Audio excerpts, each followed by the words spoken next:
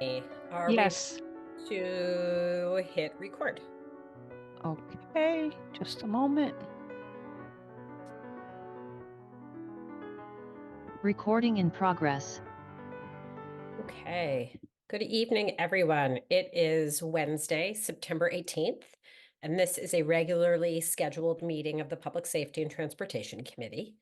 I'm Becky Grossman, the chair of the committee. And at the start of the meeting, I am joined by Councilors Greenberg, Kalis. So I'm just going down the list because we have a lot of attendees tonight. Block, Lipoff, Farrell.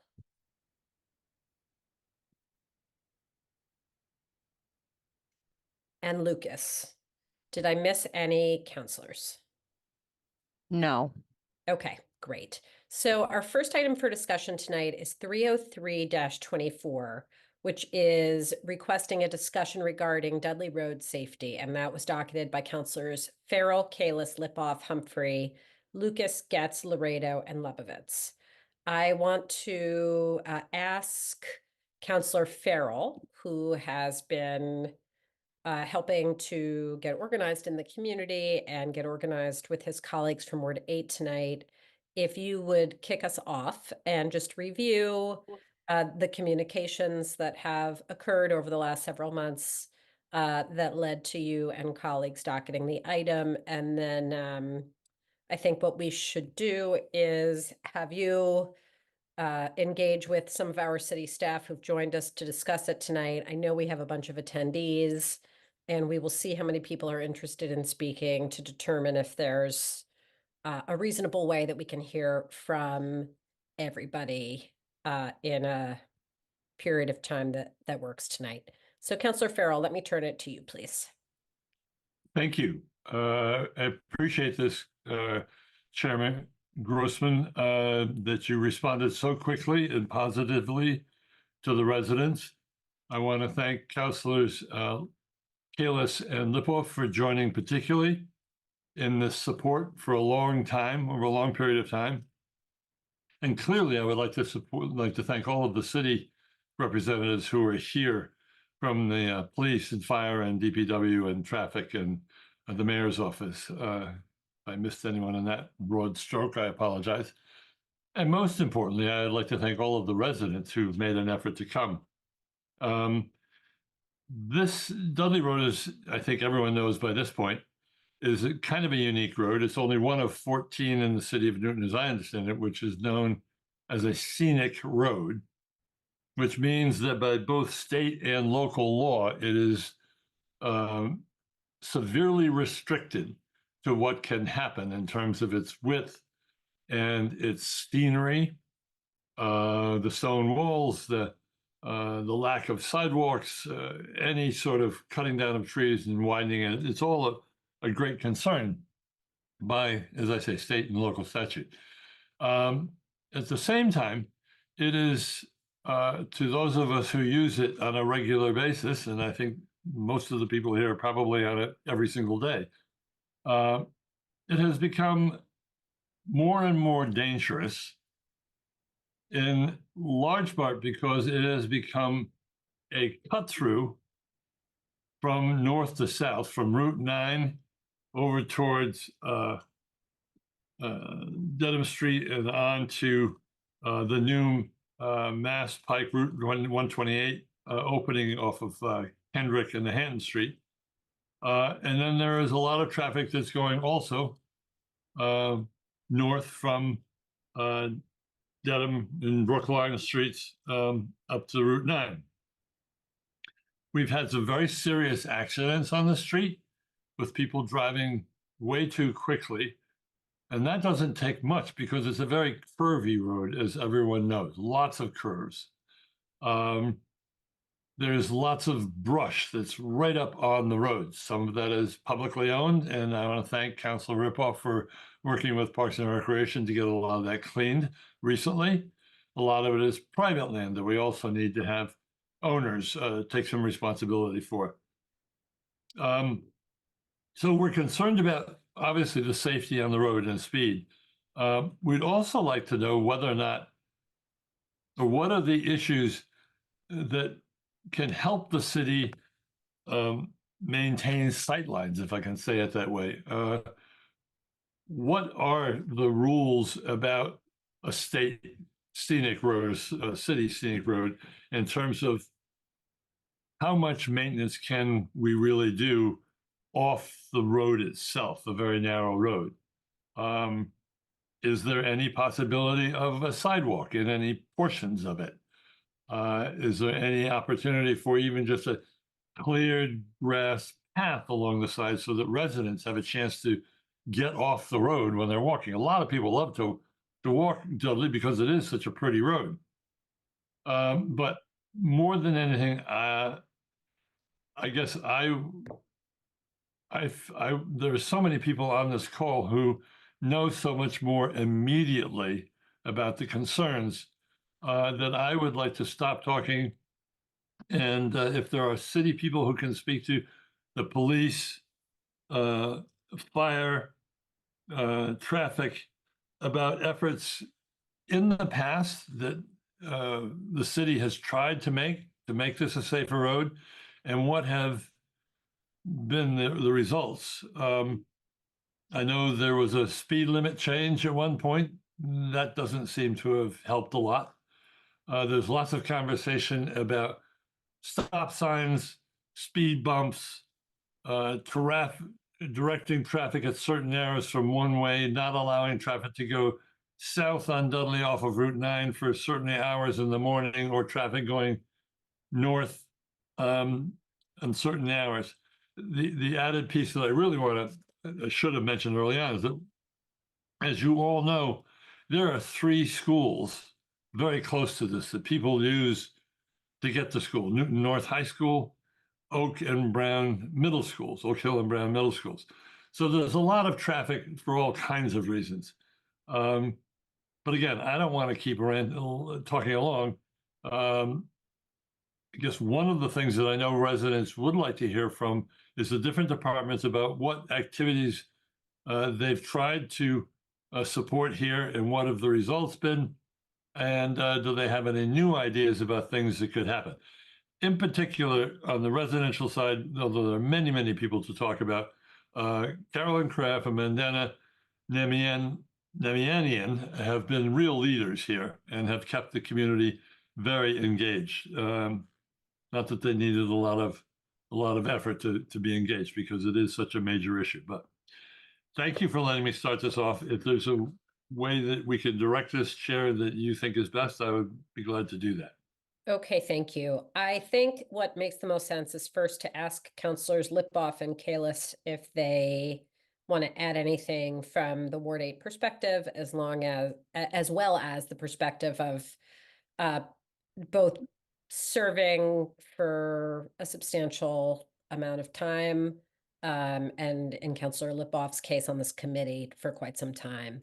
Then I'd like to turn it over to some of the members of the administration. I think it would be most helpful to ground the conversation in a bit of an overview of how traffic calming in the city is approached in general, particularly given that we do have a lot of these kinds of concerns in many parts of the city, and how the city goes about prioritizing them, organizing how we're going to spend the dollars we have available. And I think that would be helpful, particularly given that we have so many members of the public here tonight who probably are not familiar with that information. And then if for the specific categories of questions you asked, I think we should probably break them down to the appropriate members of city staff and, of Right. course, other counselors from there. Now, if after all that, there's still a lot of interest from the public, I'm certainly willing to entertain hearing from some folks. But I don't think it would be appropriate to spend 2 hours hearing from folks. So I think we need to see how many people want to participate, and then gauge an appropriate either amount of time or number of speakers, or however we're going to handle that appropriately. So let me first go to Councilors Lippoff and Kalis. Oh, one thing before you start, Councillor Lipoff, I think I neglected to introduce Councillor Downs, Vice Chair of the committee earlier, who's here from Ward 5. Councillor Lipoff, go ahead. Great, thank you. Thank you. I think I saw Councillor Lucas as well. I don't know if we mentioned that. Good evening. 23 years I've been on this committee, split from 6 years so of being off. So 1996. Since then, there have always been questions about Dudley Road. It took Councillor Kalis and I a while to get the speed limit reduced from 25 to 20, which does absolutely nothing, as we all know who live on Dudley and around the area. People get very familiar with the street, and they get very confident, which is crazy because it is a windy street. There are many turns where you could potentially get a head-on collision if you are not completely in your narrow lane. It is a dangerous road, and people need to go slower. So what have we done? We've lowered the speed limit. We have had police come out intermittently over time to ticket everybody who's on that street, which includes people who live on Dudley Road and on David Kalis's and my street as well, because everybody uses that street. I've driven by and waved to neighbors pulled over getting a ticket. I think enforcement's a huge thing. The trailers with the speed limit that we put out there, I think really help. And when we talk tonight about what we can do, there have been some that have said we'd like some permanent signage, electronic signage showing how fast people are going. I don't know about the cost or if we can do that, but that's one thing we want to talk about. We did get the foliage cut back along the city property. It was done quickly. Thank you, Jonathan Yeo, for helping out with that and getting that done. And I think we need a holistic approach here to talk to the neighbors, to ask them to cut back their shrubbery on a regular basis, because that's going to help. We've talked about some of these removable, I'm not going to call them speed bumps, but speed tables, or speed bumps that don't destroy equipment that you may have seen last year used along Grant Street as a temporary. And maybe that's something that we can do here. There are times when we have put stop signs in places where they weren't absolutely necessary and don't have the warrants, but rise to the occasion of slowing down traffic. We've done it in a few places, and maybe this is something we have to do on Dudley Road. So what I'm interested in tonight, there are certain things I don't think that are going to be allowed by the city based on my 23 years of being on this committee, but there are some things that I hope we can do. I will say it is not walkable, and unfortunately, I don't see us doing takings of everybody's property on Dudley Road to get a sidewalk in. It's most likely an impossibility. I'll let the city speak to that. But we've been trying, and my mind is open to whatever else we can do. Thank you. Thank you, Councillor Kalis. Nothing to add that hasn't been said. Thanks. Okay, thank you. So what I'd like to do, if these two are amenable to it, is turn it first to our Director of Transportation, Ned Codd, as well as our COO, Jonathan Yeo. If I could ask one or both of you to just review in general the traffic calming approach and ground the conversation in the bigger picture. And then if you want to comment on anything you've heard so far, please go ahead. And then I think after that, we'll see if councilors have any questions for the two of you, and then go to Captain Devine and Chief Gentile. Does that make sense? Makes sense. Thank you, Madam Chair. Let me just quickly start. I'll turn it quickly over to Ned to discuss traffic calming and what's gone on. Certainly, Captain Devine will get into some of our other measures. I think I live on a busy street here in Newton, always frustrated by speed and crashes. And so, you know, Dudley is a unique road in Newton. I see it more like a road in Weston, where you got private land right down, no sidewalks. It's a beautiful road, but it's challenging in terms of these issues. So I think we all, with the city, understand the challenges here and are trying to address it. So a couple things I just want to make note of. One, Councilor Lipoff did cover the main issue that the city doesn't own much land along this road. So we really don't have the ability to cut people's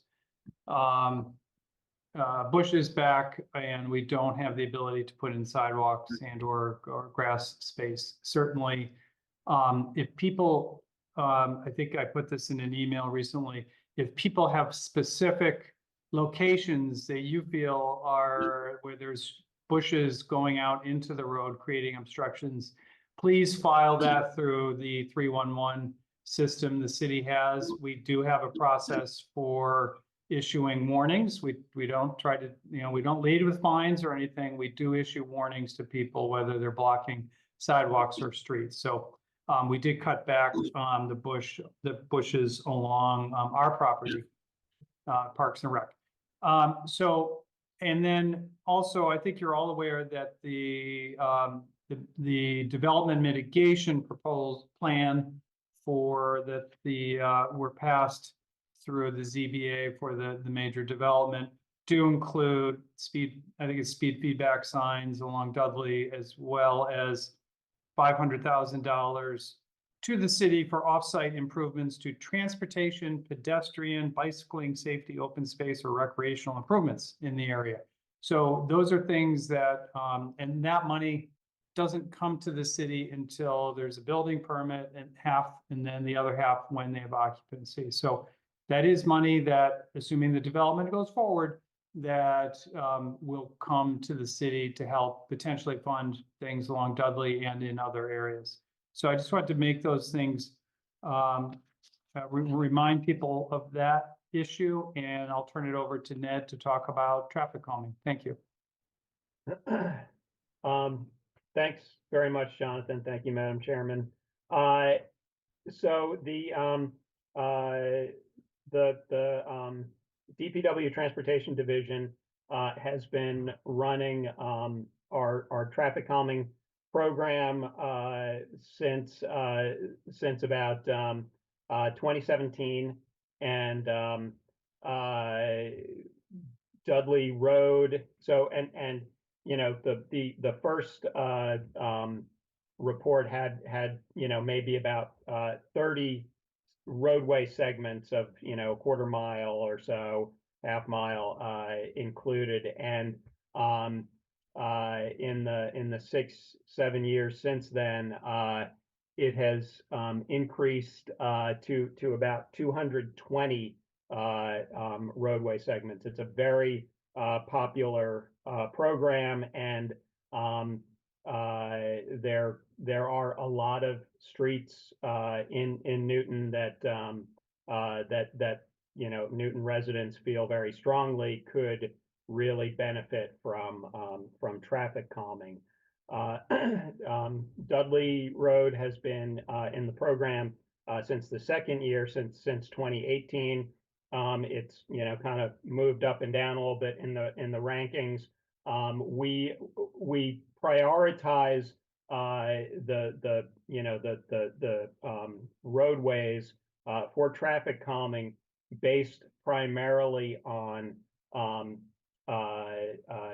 traffic speeds, the street segments, record of crashes, with a focus on injury crashes, non-motorized pedestrian and bicycle, pedal cycle type of crashes and injuries, as well as proximity to pedestrian generators such as, you know, schools, businesses, village centers, civic uses, and the like. And so the Dudley Roads has had some measured speeds, kind of 85th percentile speeds in that's the speed at which 85% of speeds are at that speed or lower. It's kind of a traffic engineering thing. It's had speeds of sort of in the mid 30s, and that's part of which is high for the narrow windy road that we've all been talking about. That was what was part of the motivation for reducing the speed limit, implementing a special 20-mile-per-hour safety zone, which was implemented in 2022. I know that the Police Traffic Bureau recently, just over this summer, did a speed study with a radar feedback sign. I'll defer to Captain Devine to talk a little bit more about that, as well as some of the targeted enforcement that the Traffic Bureau has been doing. So the right now in the 2024 traffic calming prioritization, we've evaluated two segments of Dudley Road. The first between Boylston and Greenwood, and second between Greenwood and Brookline. The Boylston to Greenwood is ranked number 19 out of 220. So it's it's pretty highly ranked. It's a pretty high priority, largely as a result of the high speeds. The Greenwood to Brookline segment is ranked number 42, so not as high, but still kind of towards the top. Again, it is a very popular program with a limited budget allocation, and as Jonathan mentioned, there is funding that's associated with the 528 Boylston Street development that could be used for such improvements along Dudley Road. So with that, I can turn it over to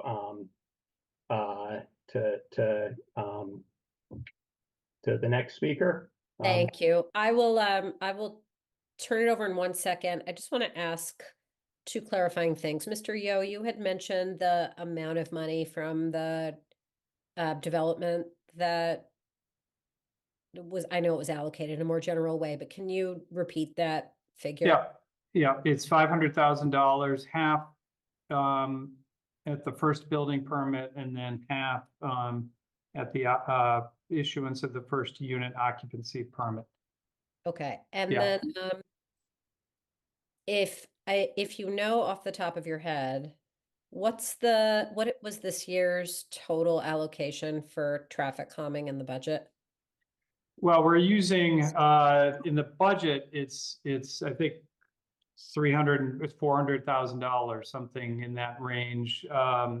We do sometimes are able to use free cash or development mitigation. We try to use different funding sources to move these projects forward. Unfortunately, something like a speed table, which Chief Gentile is here, he can certainly weigh in on his preference for tables versus a more sharp speed humps, certainly in terms of his equipment as well as the safety of his employees. But those tables can often cost in the $300,000 to $500,000 range apiece. And so the challenge we have as a city is how to be able to complete these tables, which are definitely effective. They're proven means of slowing things down. How to fund these things at different locations. And they take engineering. There's stormwater work that has to happen associated with it. So they're not easy things to pull off. So that's just frankly the challenge we have with creating major permanent devices in roadways to slow traffic down. Thank you. Councilor Kalis, I saw you had your hand up. Did you want to comment? You asked, I just wanted to make sure that the public knew that there's that fund of traffic calming within the budget. That's supplemental to the $528 that we could get. So there is that on a year by year basis, but it's paltry based on, we need more. So Yeah, I think everyone agrees with that. I think we are able to fund, I don't know, Ned, the first 5 or 8 projects we're able to get started on, in terms of design and then construction and putting them out to bid. So right now, I think you all have approved recent projects, or PF did, of several major tables that are being installed at some major roads around the city, but it's a handful a year. Right, and we were, of course, very much assisted in that kind of acceleration with ARPA funding, which is running out. It's all allocated now. Right. I mean, coupled with the fact that there was some additional money for traffic calming that was in the override proposal that did not pass. That is correct.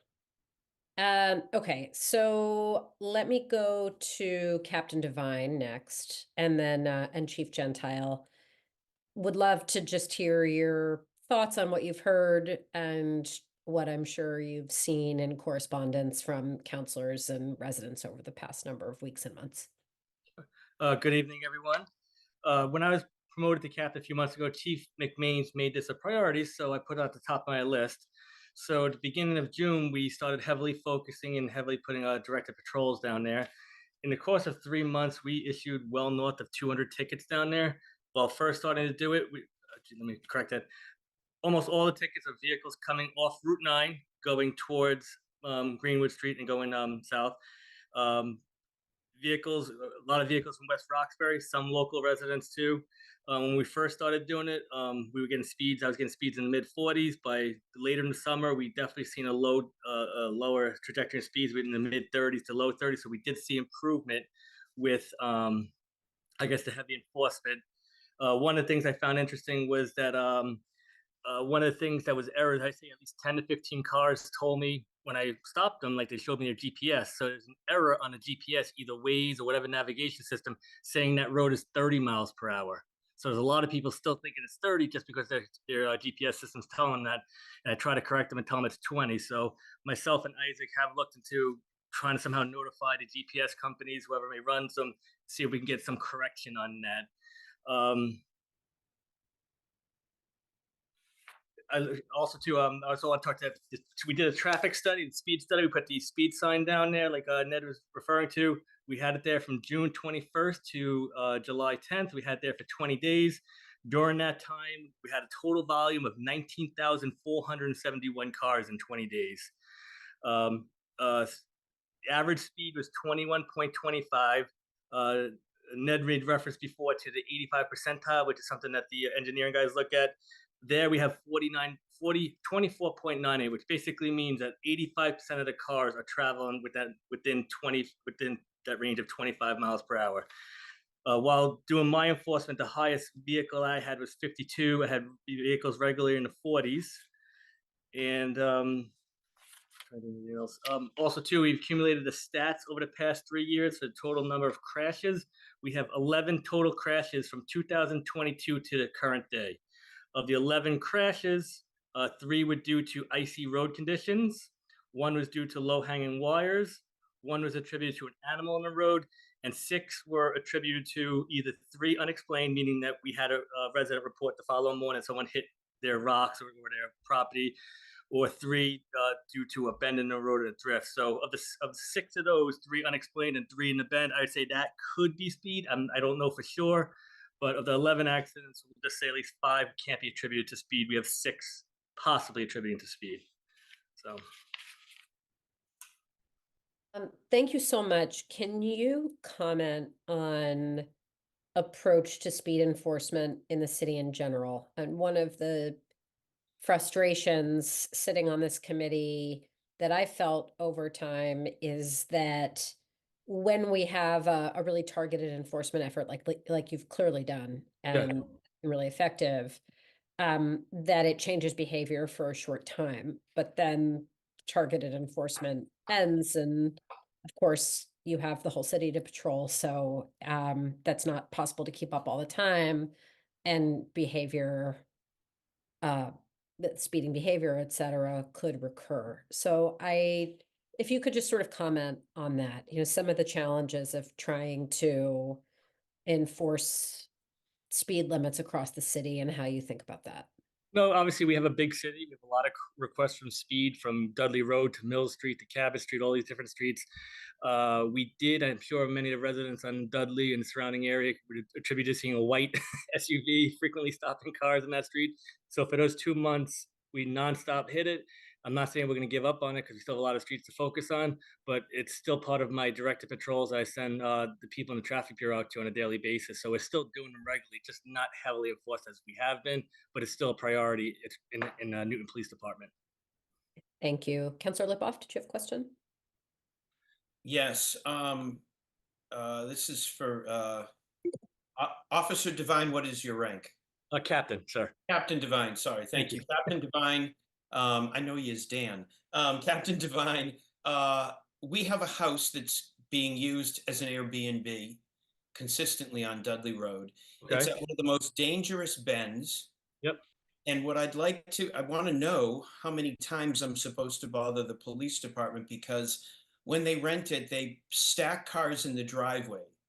And on Dudley Road, is it true that the first 8 feet from the street into that driveway is owned by the city? Is that city land? And if it's not, there's got to be some rule that says the butt end of a car cannot stick out 2, 3, 4 inches into Dudley Road, because constantly they stack cars. And when you're driving, it makes you move over onto the center line at one of the most dangerous places. I've been noticing this. I think everybody on the street probably has. And I am prepared to start calling the police every time I see it, because I think it's a hazard. Should I be doing that, or should you guys be visiting the owner of this home? What's the best way to deal with that situation? Well, any vehicle that abuts onto the street is something obviously we can take a look into. I might defer to the engineering people regarding how many feet you have to be off a driveway, but I would say if it intrudes on the street, you can certainly give us a call. That's why we're there. So if you have any issues with that vehicle or anything's overhanging on the street, certainly give us a call. No matter, we're 24/7 operation, so we'll come down whenever you give us a call. Great, thank you. Councilor Thank you. Lipoff, if Yes. you could also talk with ISD. They are very strongly right now enforcing the council's short-term rental ordinance. And so I don't know if you've talked with them about this. You think might it's want time. to. Yeah, it's time to do it. It's very difficult to figure out, based on our new rules, how many months. But I think this is definitely one that is not in compliance.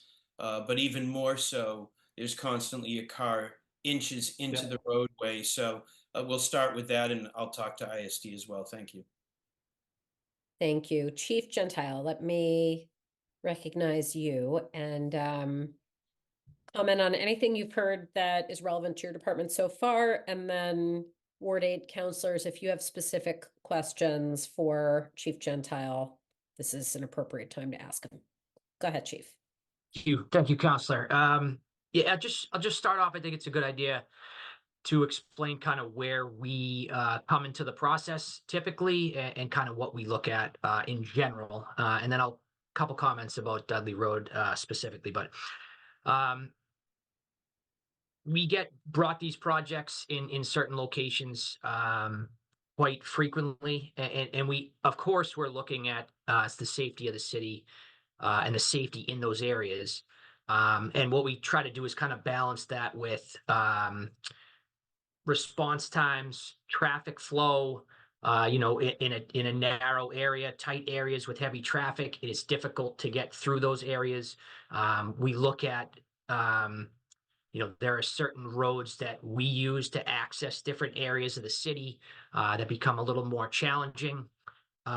We look at, as Jonathan mentioned earlier, we do look at the specific types of speed bumps or speed humps or speed tables because they can have an effect long term on the trucks. Once again, typically that's in an area that we're using these roads frequently. So we kind of look at them on a case by case basis, and then we'll kind of give our opinion on whether the traffic calming measure that's been proposed makes sense for us as the fire department. That's kind of basically what we do typically when these proposals or these ideas come to us. A lot of things to look at, a lot of things to balance. When it comes to Dudley Road, I spent the last few days speaking with the officers that travel these roads. Couple things came to mind with almost all of them. The road is narrow. We do not try. It's not typically a road that we use to access different areas because of that. They mentioned some lighting issues as well. So this, and I think I said this, but it's very narrow. So, and there's traffic there. So this isn't an area that we really like to, or a street that we like to use in general, which I think, will be a factor if and when we choose a measure that we would take into account. So there's just a couple things there that, from our point of view, from the fire's point of view, certainly, welcome any questions you might have on those, though. Thank you. Counselors, specific questions for our fire chief? Counselor Kalis. Yeah, Chief Gentile, because you don't use it, does that mean you'd be more in favor of a table type thing to help reduce the speeds? Because if your trucks aren't using it a lot, and you said that a table could hurt the trucks over time, is that something that you'd be amenable to? Yeah, well, we would certainly look at a table, more positively certainly than speed bumps. That's something that we've been okay with in certain areas. There are certainly streets, council, that we don't like to see the tables on. Streets that we frequently travel, and I think the best thing to do is see the proposal and then give our opinion. But yeah, I think in general, I think that makes some sense. Okay, thank you. Other counselor questions for Chief Gentile? Counselor Lucas. It's not necessarily a counsel for Chief Gentile, but a general question about trying to get the cars slower. That's fine. Go ahead. Oh, I can go. Okay. All right. So one of the things that I was wondering if it's ever been done before, or if it's ever been brainstormed, is painting the speed limit on the roadway, so that when cars are traveling on the roadway, they're looking ahead and they see, oh, it's 20 miles an hour, and they constantly see it over and over again. I'm talking about in between Route 9 and I guess that's Greenwood. Has that ever been brought up, or I don't know, I have questions for maybe Mr. Codd or anyone else who has experience with this? Mr. Codd, Mr. Yoder. Yeah, that's something that could be considered. It's the kind of thing that can wear off pretty quickly. with vehicles, traveling, driving over the stencils, but it's something that could be considered.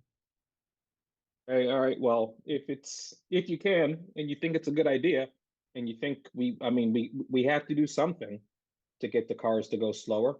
And I think Captain Devine said that they've issued a number of tickets, and that certainly is a great way to get cars to go slower. But just the police can't be there 24/7, but the painting can. So I think it's certainly worth trying to do. So I'll leave it at that. Thank you. That's all I have, Chair. Thank you. Counselor Downs and counselors in general, this is a great time to ask your remaining questions, and then we'll see where we're at the conclusion of council questions in terms of time and how much interest there is from the public to speak. Counselor Downs, then Counselor Block. Yeah, thank you. What I would like to do, if our staff could do it, and I don't want to do it tonight here live. I'd like to give people some time to review it. But to have the toolkit of things that Newton uses, because we don't just use speed humps, speed bumps, or whatever, the toolkit of things Newton uses for calming traffic and how effective they are. In particular, one of the ideas that the neighbors have raised is making the street one way. And so I'd like to know in particular whether there's any experience of that actually slowing traffic or increasing safety on a street. And then also it would be helpful to have the scenic road restrictions and our policies about enforcing them to be really clear, so that we know the parameters that Councilor Farrell referenced in his introduction, so that information is widely available. Thanks. Thank you. Mr. Cott or others, any immediate reaction to Counselor Downs's questions or points? Well, in terms of the one-way circulation, the one-way circulation, in and of itself would is not something that typically is an effective speed control measure. It would what it would do is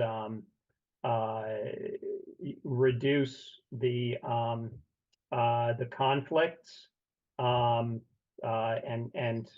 risk of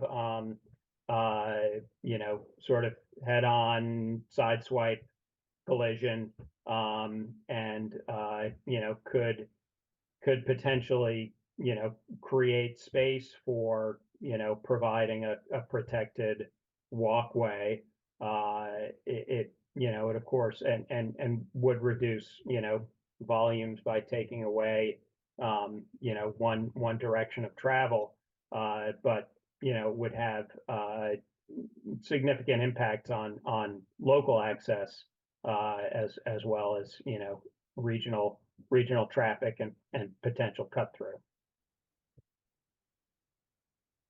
Yeah, exactly. My thought was just it would be really good to be clear about the effect of switching from two-way to one-way, although it reduces conflicts, similarly to opening up sightlines. In our experience, that hasn't actually slowed speeds, but rather raised them. Thanks. Okay, thank you. Counselor Block, then Counselor Farrell. Well, I'm glad that Counselor Downs raised that question. That was exactly where I was headed. The neighbors have suggested, I didn't see a suggestion of a permanent one-way.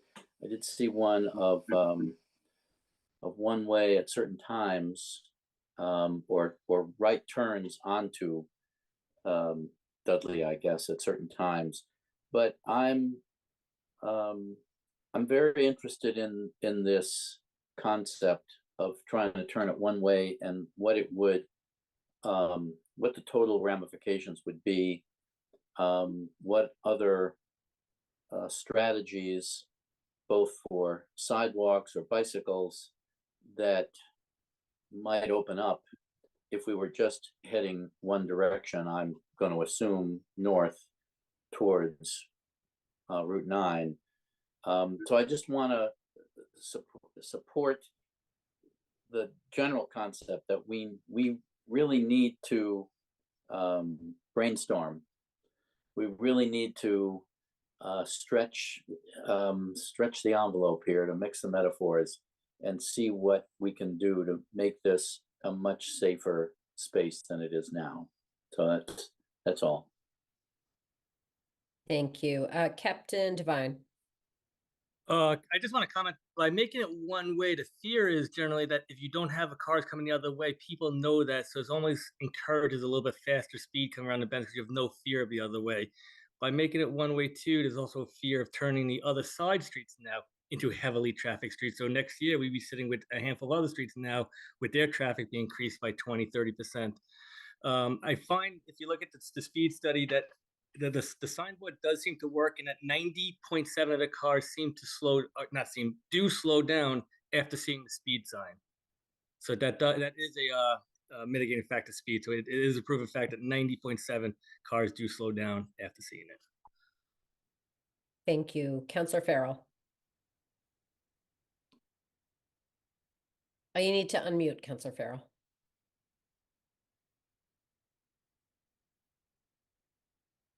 There you Sorry. go.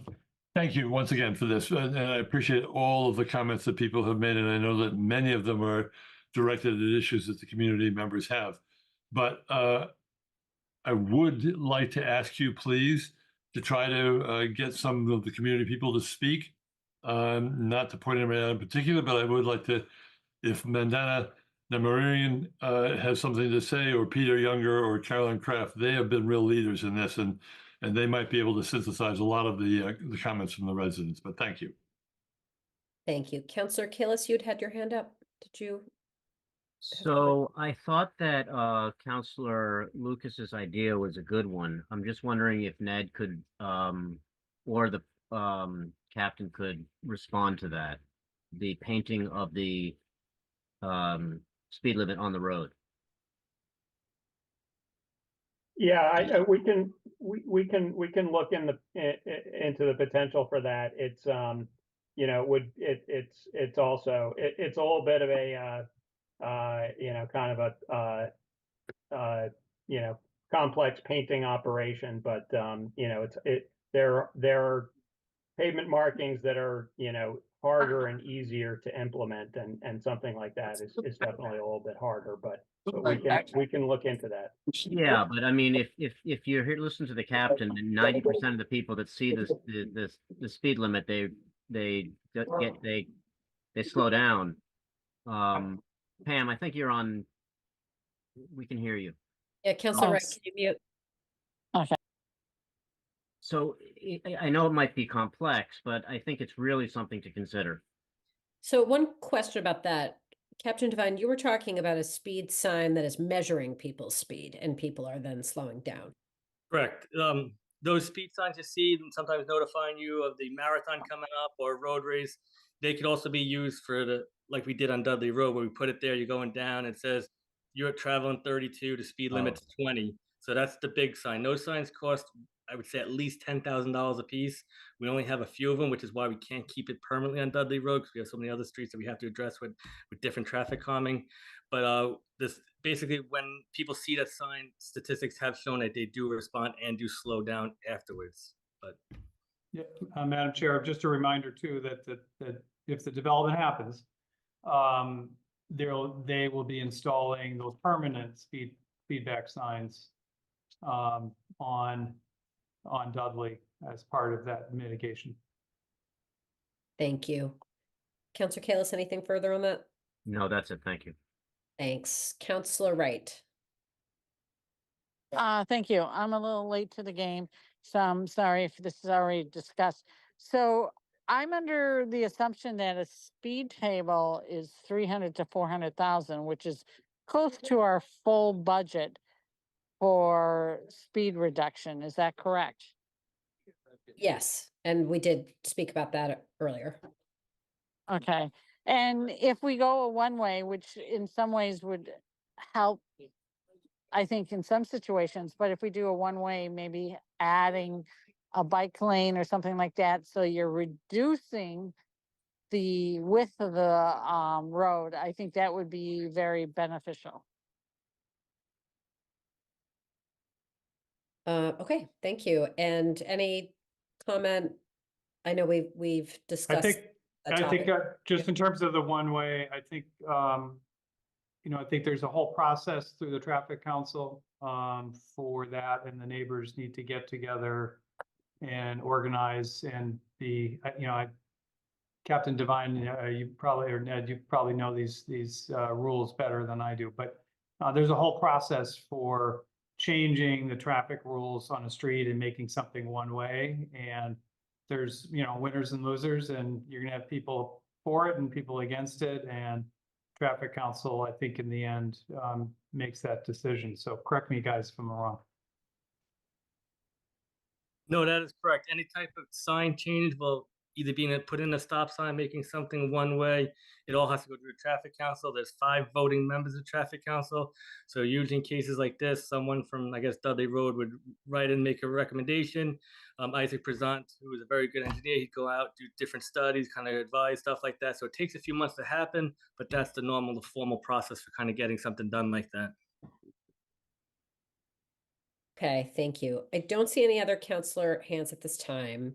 So what I want to ask is if members of the public who are interested in speaking, just so I can get a sense of how many there are, if you want to be heard tonight, can you please raise your electronic hand?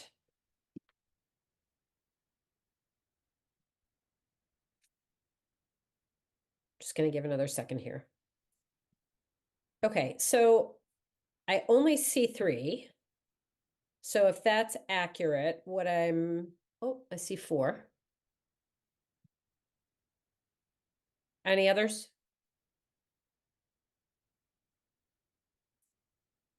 Okay, so what I'm going to do is go in order of the hands on the list, and we'll ask everyone to please keep their comments to 3 minutes. I'm going to time them.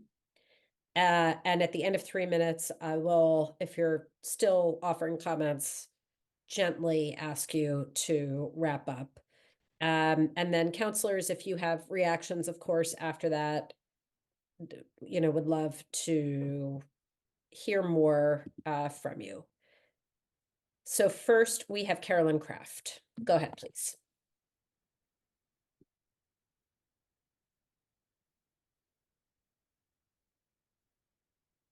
And we just need you to unmute. Got it. Got it. Thank you so much. Thank you all for having this meeting. We're so grateful, the residents of Dudley. Mandana has asked me to speak for her as well. I've lived here for 28 years on the road, and Mandana has been here for a number of years.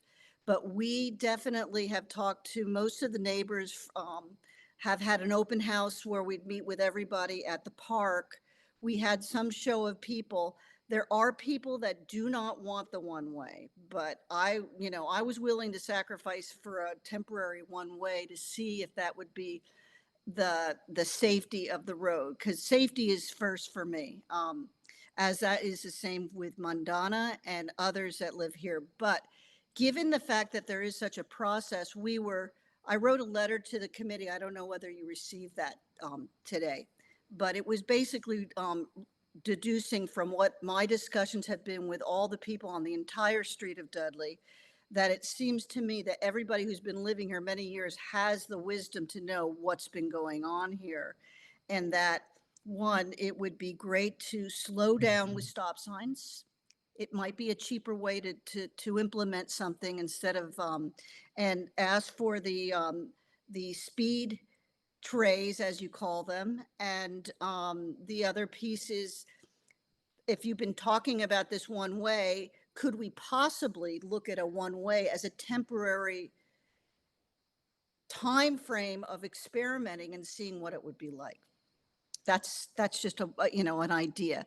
I'm not attached to it. I'm just saying, because I know there's people that are adamantly against that on the road. So I respect everyone's opinion. I want to make it work for everybody, but most importantly is the quality and the safety. And right now it doesn't feel safe to come out of your driveway and come in your driveway, to cross the street. Some very basic things that one should always have in the quality of their life as they live in their homes. And if you don't feel safe walking out of your road, there's a big problem.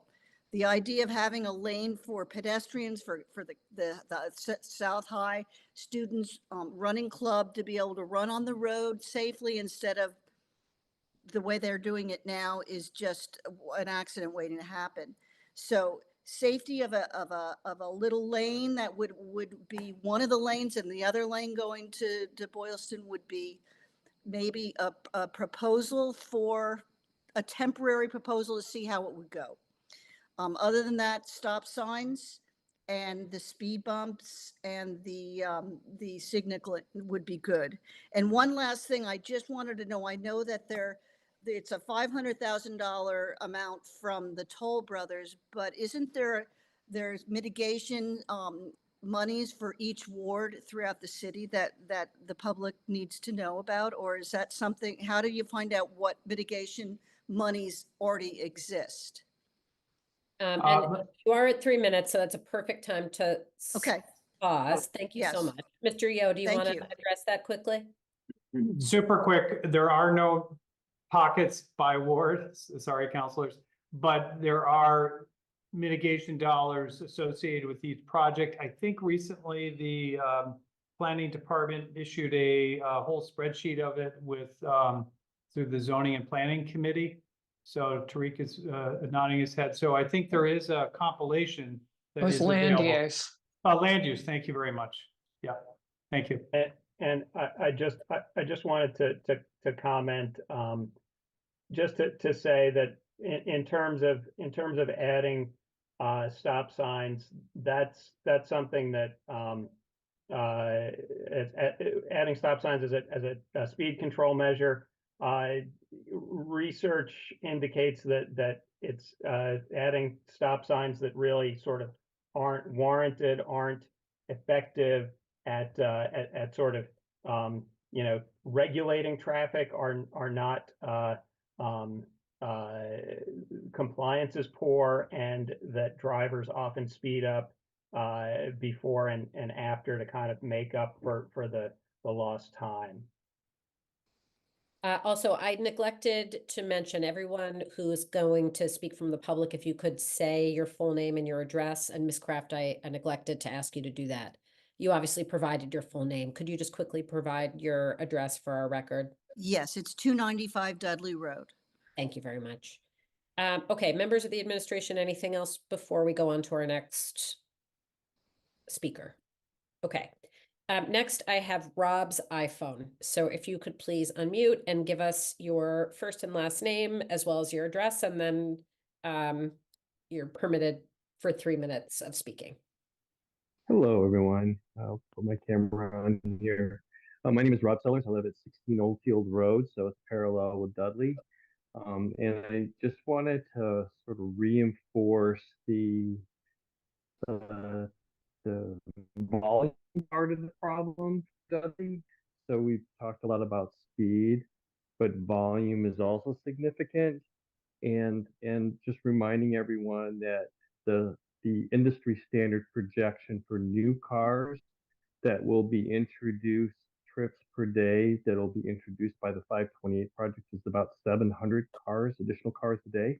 And we expect that maybe up to 3/4 of those cars that are commuting in the morning. So the ACS survey, Census Bureau survey expects that, or a neighborhood found that 70% of the neighborhood is commuting to work during COVID, and we expect that to be higher with daycare, with also out post-COVID. So that's 140 cars during rush hour. And of those, the cars that want to go north, south, or west are likely to be taking Dudley, because the turnaround is they'd have to go past the Wegmans in order to do a turnaround and go any other direction. So there's a strong incentive for folks to take Dudley. And then again, reinforcing that we have those 3 schools and the students commuting to those 3 schools, and those 140 cars commuting, or actually comes out to about 110 in the morning of, if we say 3/4 are going to be going those other directions, we expect will be taking either Dudley or parking in the neighborhood. So just reinforcing the importance of the volume consideration. Thank you. Next, we have Jacob Silber. If you could introduce your full name and your address, please. Sure. My name is Jacob Silber. I live at 47 Dudley. Ms. Chair, thank you for the recognition. So I have 3 points, and I think the first is that one of the primary issues in speed on Dudley is that the cars that are coming from Route 9 onto Dudley are moving pretty quickly up the hill. And I've been told by the state that there's no way to slow the traffic down on Route 9. And, you know, the portion of Route 9 from pretty much, you know, before Parker Street Bridge through just after Dudley is one of the only pieces that's 50-mile-per-hour zone. And to have that in the same location where we have lots of kids going back and forth to school seems inappropriate. I don't know if there's anything we can do from a city perspective to put pressure on the state to lower the speed limit, but I do think that that would help, because when you're coming up the hill, you really can't slow down because someone's going to rear end you. And, you know, I'm turning on that multiple times a day. So that's sort of point number one. Point number two is that frequently when I'm on Dudley and I'm going over the speed limit, say 25, I have people that I can't even see their face in my rearview mirror because they're tailgating me so aggressively. So I do think that signs may actually help, because if people don't respect other drivers, maybe they respect drivers respecting signs. My hypothesis. And I hope that, you know, if we could somehow increase the signage, whether it's on the road or more signs indicating, maybe signs indicating specifically it's a traffic calming area. Not that people pay attention to signs in Massachusetts, but one may hope. The third point is that there really is no other way for students going west basically going west on the south side of Route 9 to get to Newton South.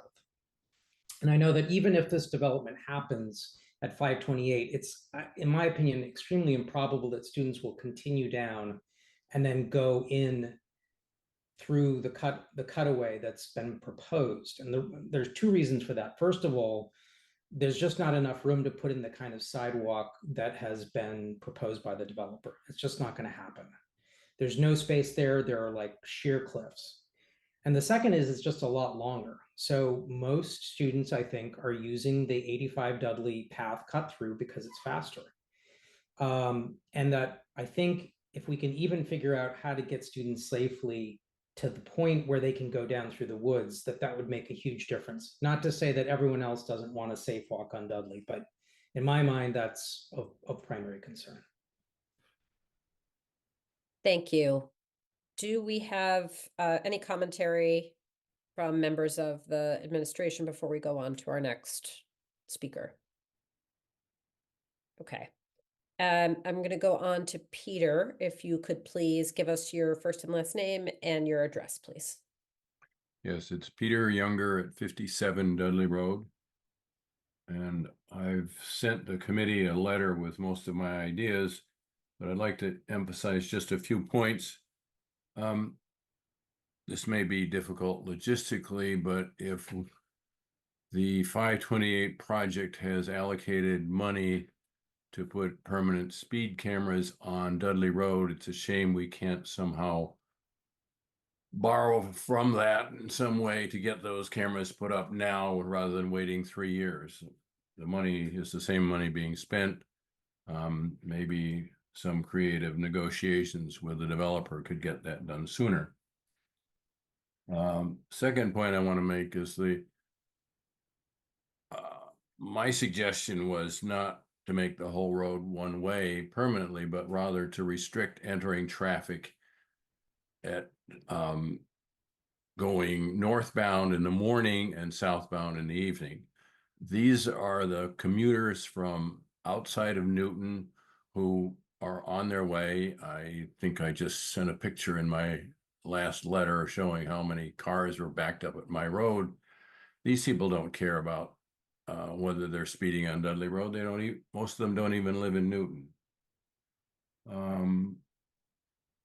And the idea of that is to reduce traffic. And if you reduce traffic, you may not reduce speeding, but you're going to reduce the number of speeders, which ends up helping the problem. Regarding the painting of the speed limits on the street, which was brought up earlier, I think that's a good idea. I've seen recently many paintings of bicycle lanes and so forth on the street. So it appears to me there's a way to do that in a permanent enough way to make it justifiable. I've noticed on Dudley Road, there are a couple of signs reminding motorists of the new law about 4-foot a clearance from pedestrians. The signs, however, only show bicycles on there, and I believe that applies to pedestrians as well. It certainly should. It would be nice to add a walking body next to that bicycle just to remind people of that. And the last comment I'll make, picking up on what Jacob just said about the speed coming up Route 9 and onto Dudley Road, another serious risk factor, which I've encountered many times, is the traffic turning on there and being in the other lane because they're going 60 miles an hour and making the turn. And I had a police detail outside my home one day, and I suggested the officer, if he wanted to entertain himself, just watch the traffic coming around. And he was appalled at what he saw and started stopping people because there were so many people across the lane. And it's just an accident waiting to happen. And you're coming down route on Dudley Road and somebody comes around that head on to you. It's going to happen one day. Thank you. Thank you. Any comments from anyone on the administration before we take our last 10? Mr. Yo? Yeah, I'm just going to quickly say we can discuss this concept of pre-funding the speed sign, the feedback sign. I'll ask people about that. And you know, I think Ned, you probably know the rules, or David. The 4-foot clearance, I think, was from a state law about bicycles, or are pedestrians included in that?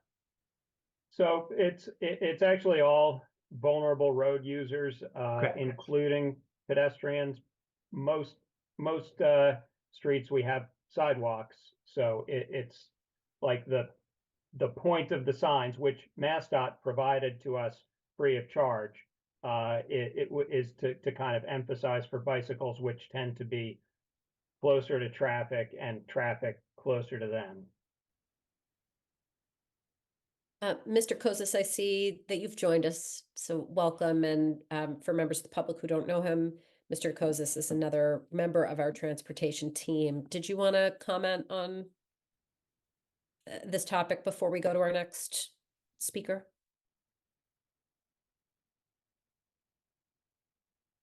I just need you to unmute. Okay, there you go.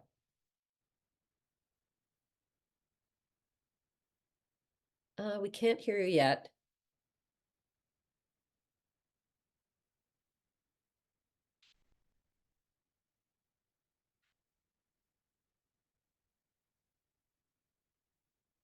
Do you need a minute? Okay, so I'm gonna go on to Andrew Krasson and then we'll come back to you, Mr. Kozis, if you wanna say something, and I'm not sure what the volume issue is, but unfortunately we can't hear you yet. Okay, Mr. Krasson, Andrew Krasson, if you could just give us your first and last name as well as your address, please. Krasson. A shout out to Carolyn Kraft and Mr. Farrell. I've loved all of that I've seen from you for the city. Great respect for you, sir. So I don't have a lot to say except I'm all for business. I think it's great when we can do business, sensible business. You can't stop progress, but Dudley Road's a narrow street. I myself have had near accidents that weren't my fault. 3 years ago, a truck with sheetrock delivering was flying down that road and nearly put me into, because so many houses have rocks to protect their property, nearly put me into the rocks in a new car. I actually turned my car around and followed him and reported, called the company he worked for and said, you got to slow your vehicles down. So Dudley Road's a big problem. And there's no way to fix that. It's just too narrow. You can't eminent domain property. But I will say those folks up there pay huge taxes, as do most Newton residents, and they're entitled to something for that. I know from living here basically all my life that the traffic on Route 9 from Chestnut Hill to 128 is obscene, and Needham Street as well. If I was in charge, sensible development would dictate not overdeveloping. You can't have 40 minutes to get down Needham Street, even worse on Route 9. You can't have danger. Certainly Dudley Road is a traveled street with kids.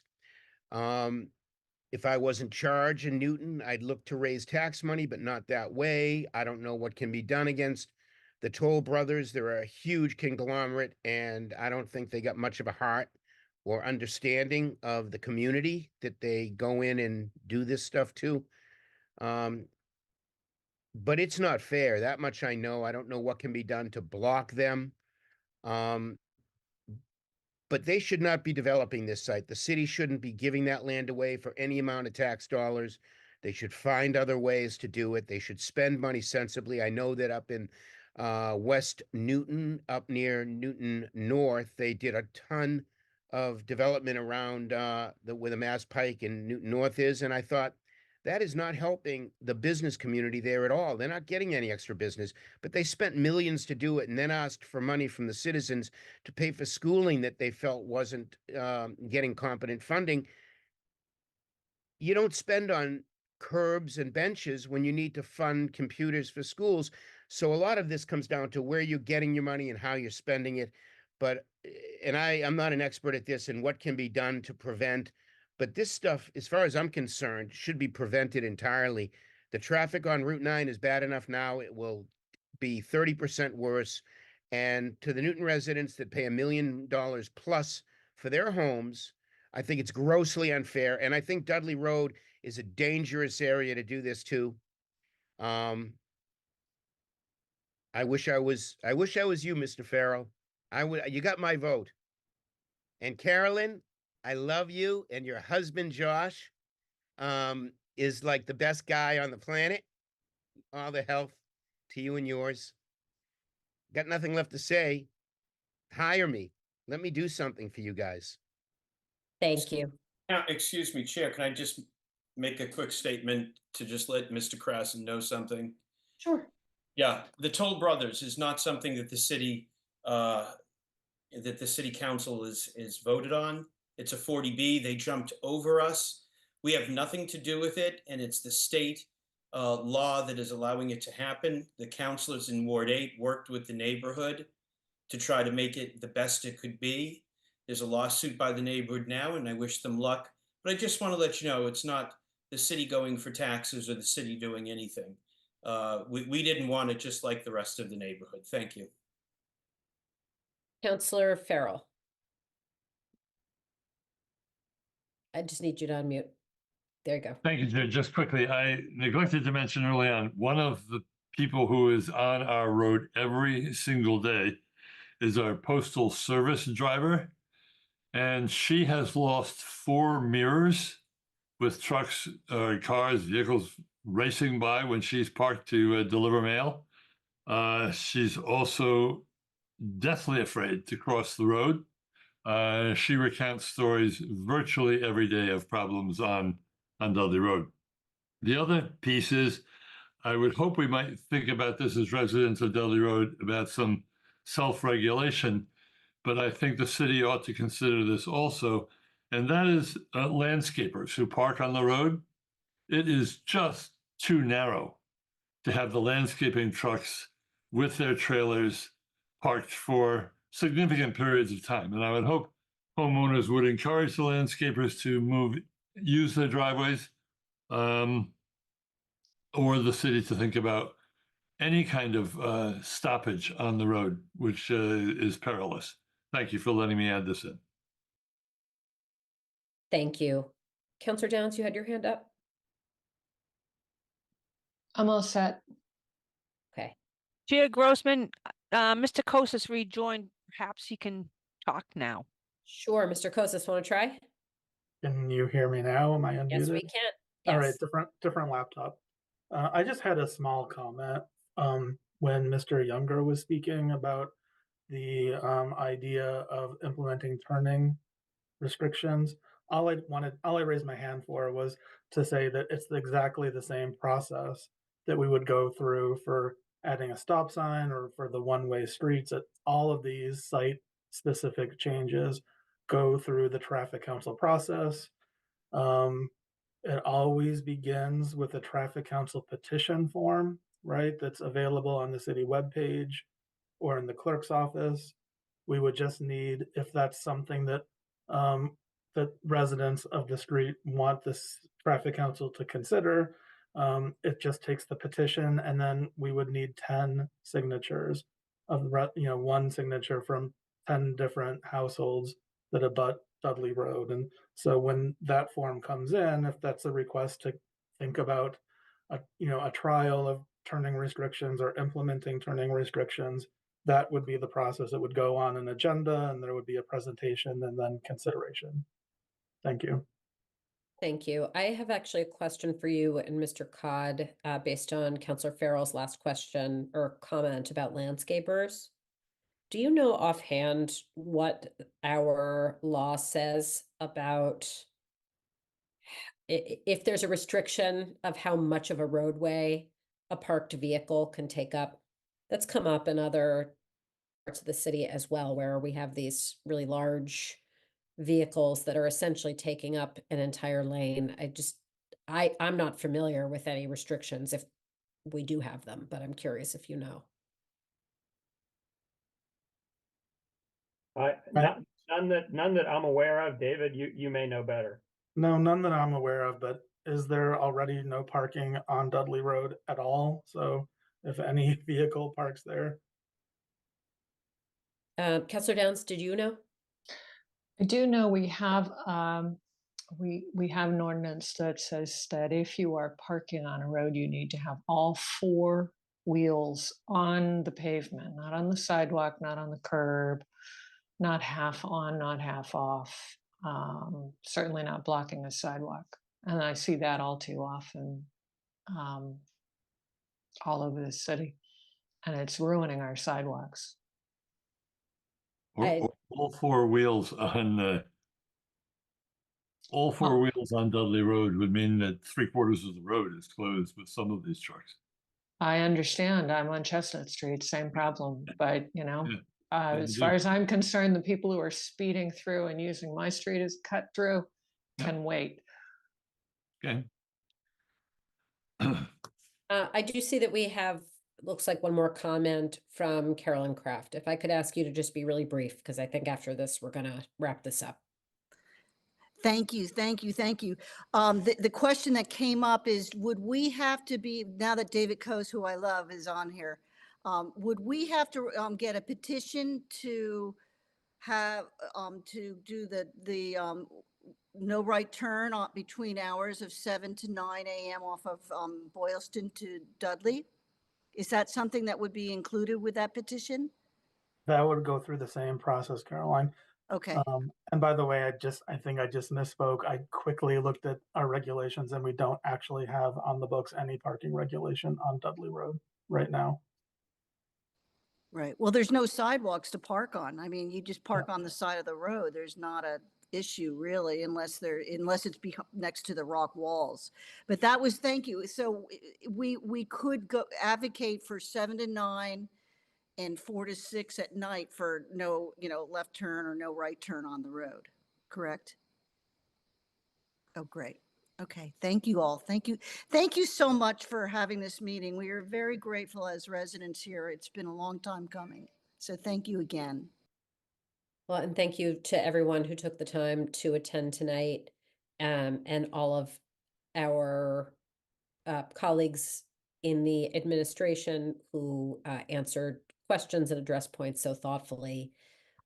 We are going to wrap up this portion of the conversation. Councillor Kalis? What are the next steps here? I know it sounds like Carolyn is gearing up to submit some things into Traffic Council, but is that it, or can we ask for follow-up from the city on some recommendations?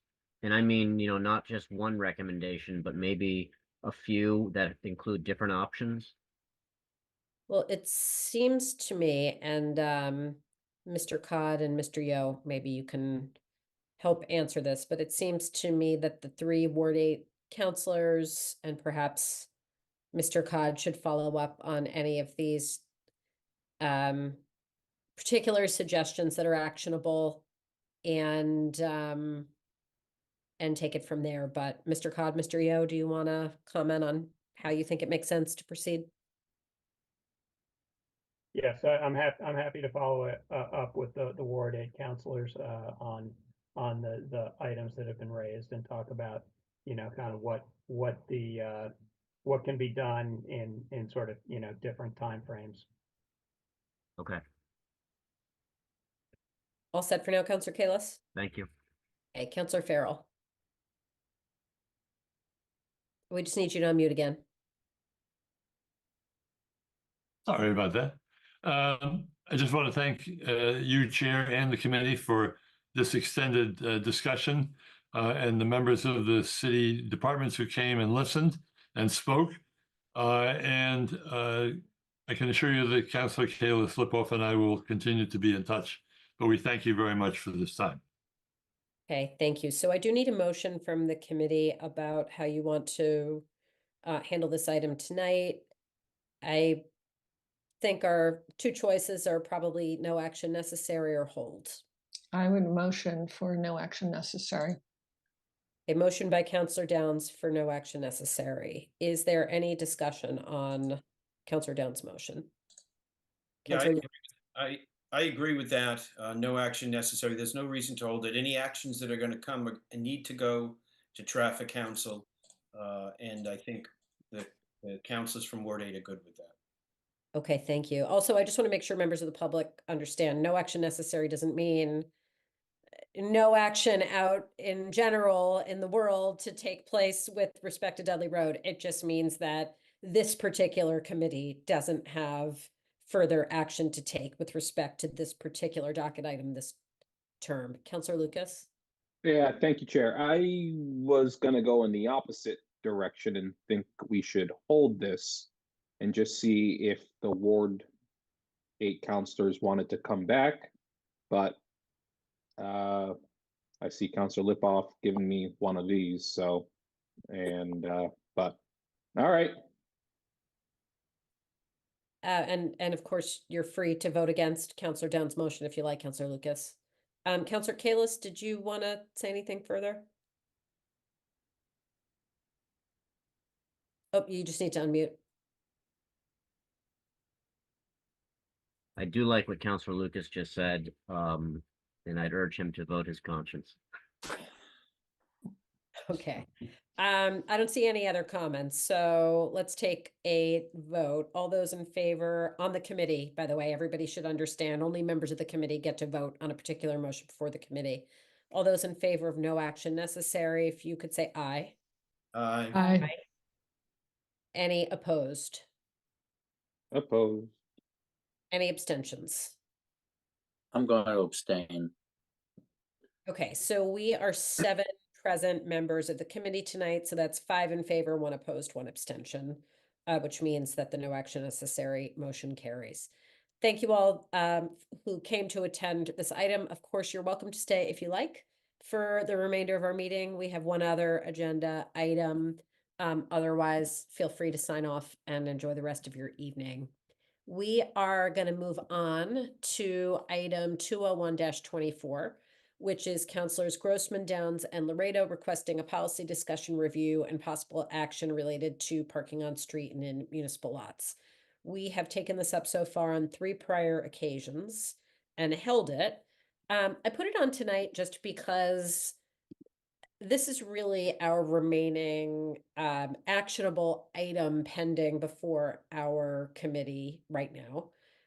We had heard a wonderful presentation from Mr. Kozis as we were getting into our summer slower period about the different parking permit programs we had in the city, just to learn.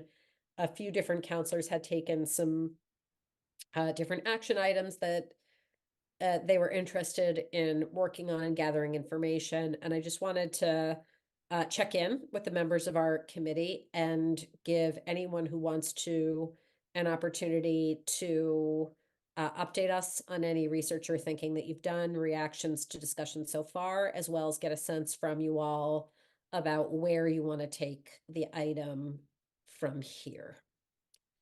That said, open to members of the committee who want to comment.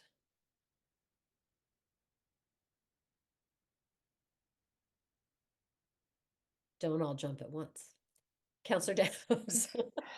Yeah, I'll get started. So just to update the committee, Traffic Council is already in the process, as Mr. Kozis can tell you, of establishing yet another permit parking program in Ward 1, where we have commuters parking all day, and it just seems a little unfair that some streets have available parking that they can access.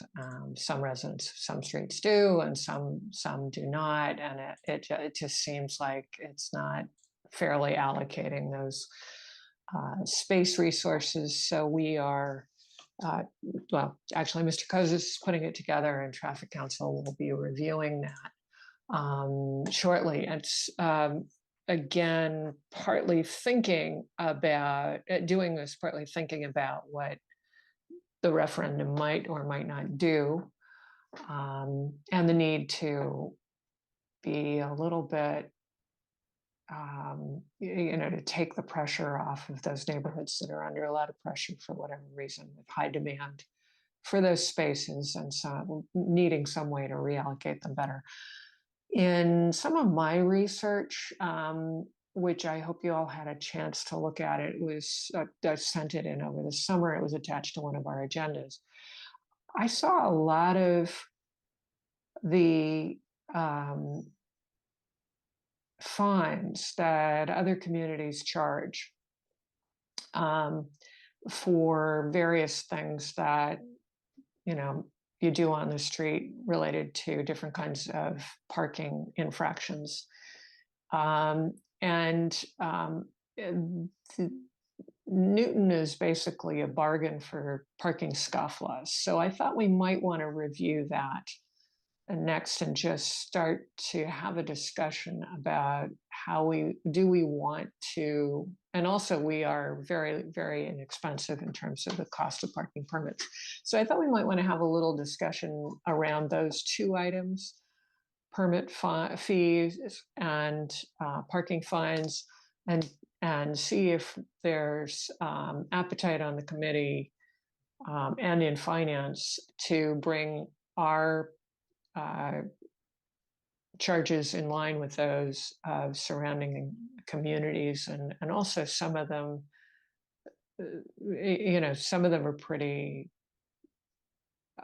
I would like to know from the NPD whether they are actually ever enforced, because there were some that were pretty unusual and unique to Newton. And we might want to also bring those in line with surrounding communities and sort of have the same kinds of fines for the same kinds of infractions. So I will float that. And I'm interested to hear what other people on the committee have to say. Thanks. Councillor Downs, those two inquiries that you just mentioned, do you see those as separate docket items from this or as part of this discussion? I think there's a spin-off of this discussion. We probably should do two separate docket items. Right, To and add to this, because they both need a different level of analysis. Yeah. Well, I was thinking that, and then just also if you think about the course of action of a docket item, if there was something simply actionable there, it probably makes sense to tackle that separately from this other topic. That said, what we would have to ask the clerk and the president is if the item was reviewing fines specifically, for example, I'm not 100% sure if that would actually be referred to us or if it would just be referred to finance. So, I think we ought to initiate it, because I don't think finance is as interested in parking as we are. But I don't disagree. I just don't know that it would come to us. So I think we just need to. it would, I think it would definitely have to go through finance, but I think we ought to look at it through a public safety and, because we do work with police and they don't, through that lens of, what are surrounding communities doing? What are we doing? To have that discussion around, should we keep it the way it is? Should we change it? And if so, how should we change it? Okay. And I'm happy to docket that if there's appetite on this committee to do it. I'm interested. Okay. Councillor Block. Thank you, Chair. I had, before the summer start, I suggested two what I'll call data collection projects. One, which I think is very consistent with what Councillor Downs was talking about, collecting information from surrounding towns and cities regarding how they manage the overnight parking bans, which they have. There are plenty of communities that don't have it at all, but there are plenty of communities that do, and we can probably learn something from them. It takes persistence. I chose arbitrarily one town to call and collect some information from. That happened in Woburn. But I think collective effort, if a number of people wanted to take this on, call 3 or 4 towns, we could probably get through the list relatively quickly. And there are already some questions which I had regarding fees, but maybe people want to just review the questions that I've created and add or modify them, whether finance or this committee would spend some significant time on fines is an issue that's certainly out of my hands. But if we're making calls to other towns, we can collect the information that we think we all need in order to discuss this sensibly. The other project was to try and find out how many residents do not have off-street parking. And that is apparently not a piece of information anybody has. So collecting it won't be easy, and we probably wouldn't be 100% accurate, but I think if we put our minds to it, we could identify most of the residents that don't have off-street parking. And if that's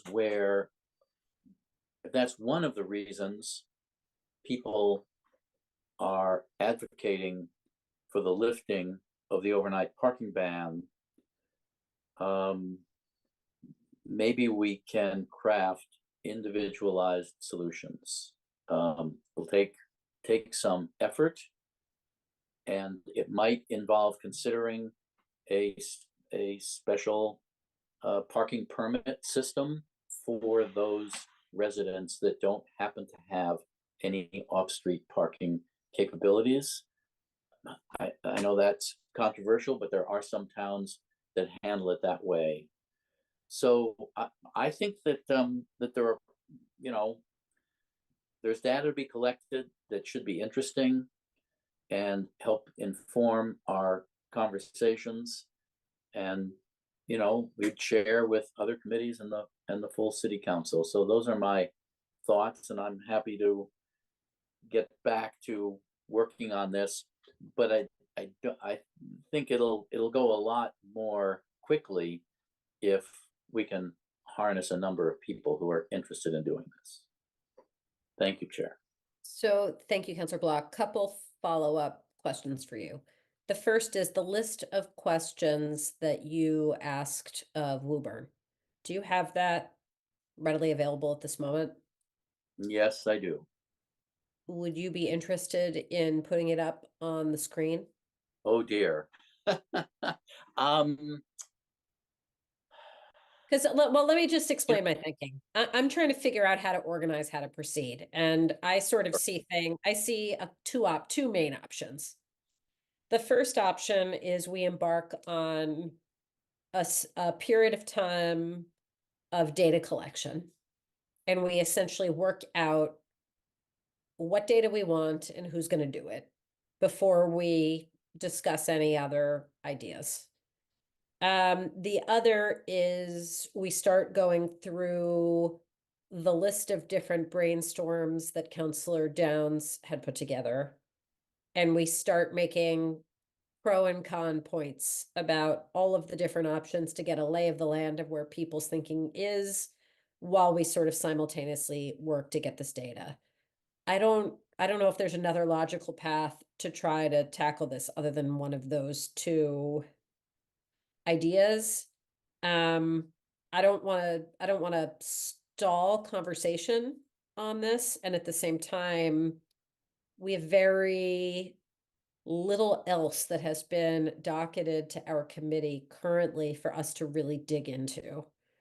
But I don't want to just keep scheduling meetings and having this be the one docket item without us being in a position to move the ball forward in some way. So that's why I asked the question.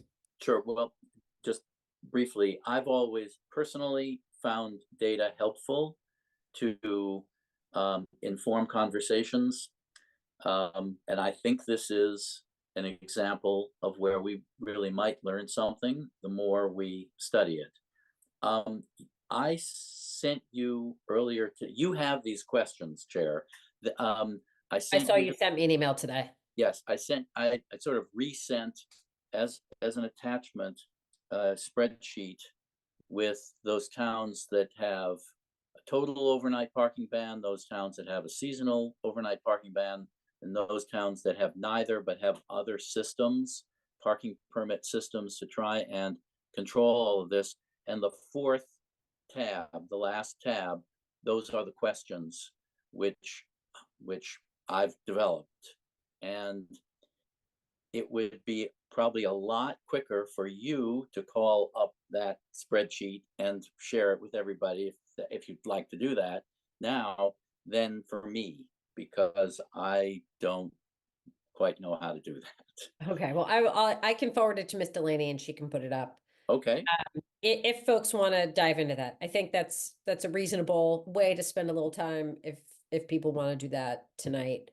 We have a hand up from Counselor Wright. The other question I had for you, point 2, was given that we don't think anybody has the data about how many residents don't have off-street parking, and I almost hesitate to couch it that way because there are some residents who don't have off-street parking. And of course, we know they don't have off-street parking because we approved a development, for example, with some subset of parking spaces that's not equivalent to one per every resident who lives there. So I guess what I am asking you is, given how you've been thinking about that data collection piece, any ideas about how we might go about arriving at an estimate?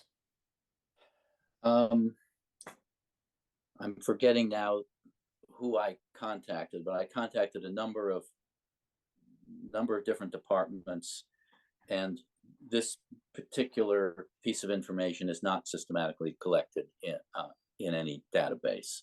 That you're right. That doesn't mean we don't have some ideas about who has or doesn't have off-street parking. I think without too much effort, we could develop something of a filter. Those residents which have very small amount of frontage on the street. Frontage metrics is collected in our assessor's database, so you can see those residences that have very small frontage. Now, some of them actually have off-street parking from another street through the back or through the side, so it isn't that straightforward, but it's a place to start. Both the size of the parcel and the frontage on the street at least gives you a start as to the likeliest locations in the city that don't have off-street parking. And then somebody's got to inspect them or check with the resident to see, whether that's the case or not, and then just start to collect the data. That's, I think, in some ways a lot more time consuming than calling, 20 or 30 towns in the area and reaching the right person. I have, at least on that score, I have identified a phone number. It may not be the place you eventually land. It may be their traffic bureau, or it could just be the general number for their town hall. But at least everything's sort of set up to tackle this. But you think that initial list of properties could be generated through our assessor's database? Yes, and yes. Okay, interesting. We have a hand from Counselor Wright. So let me go to Counselor Wright. Miss Delaney, I forwarded you the spreadsheet. Yes, I have it. I'm ready to Okay. share it at any time. Okay, great. Thank you. Counselor Wright.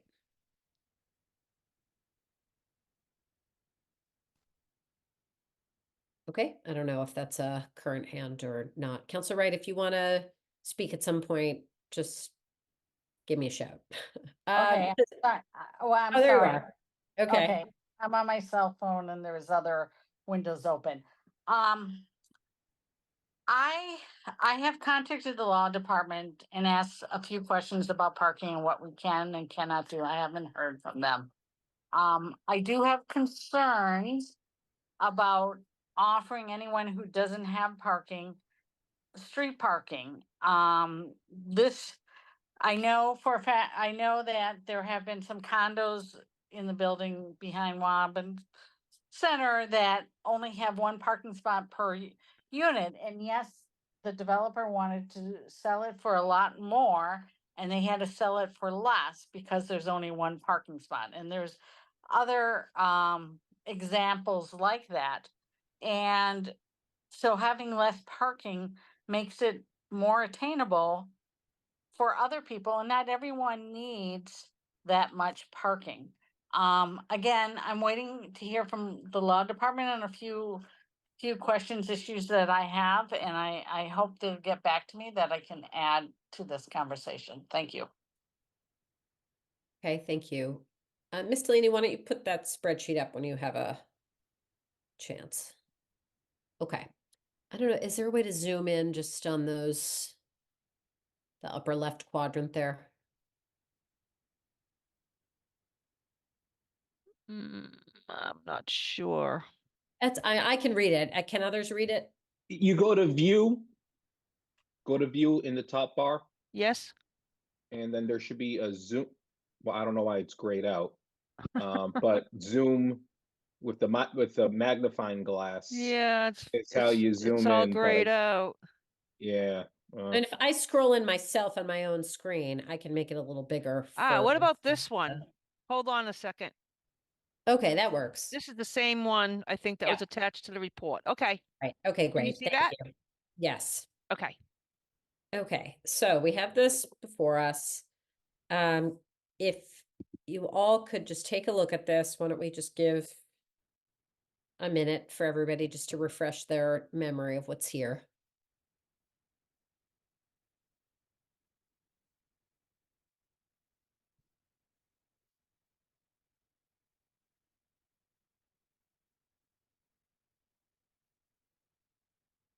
Are there additions or subtractions that members of the committee think we should make to this list?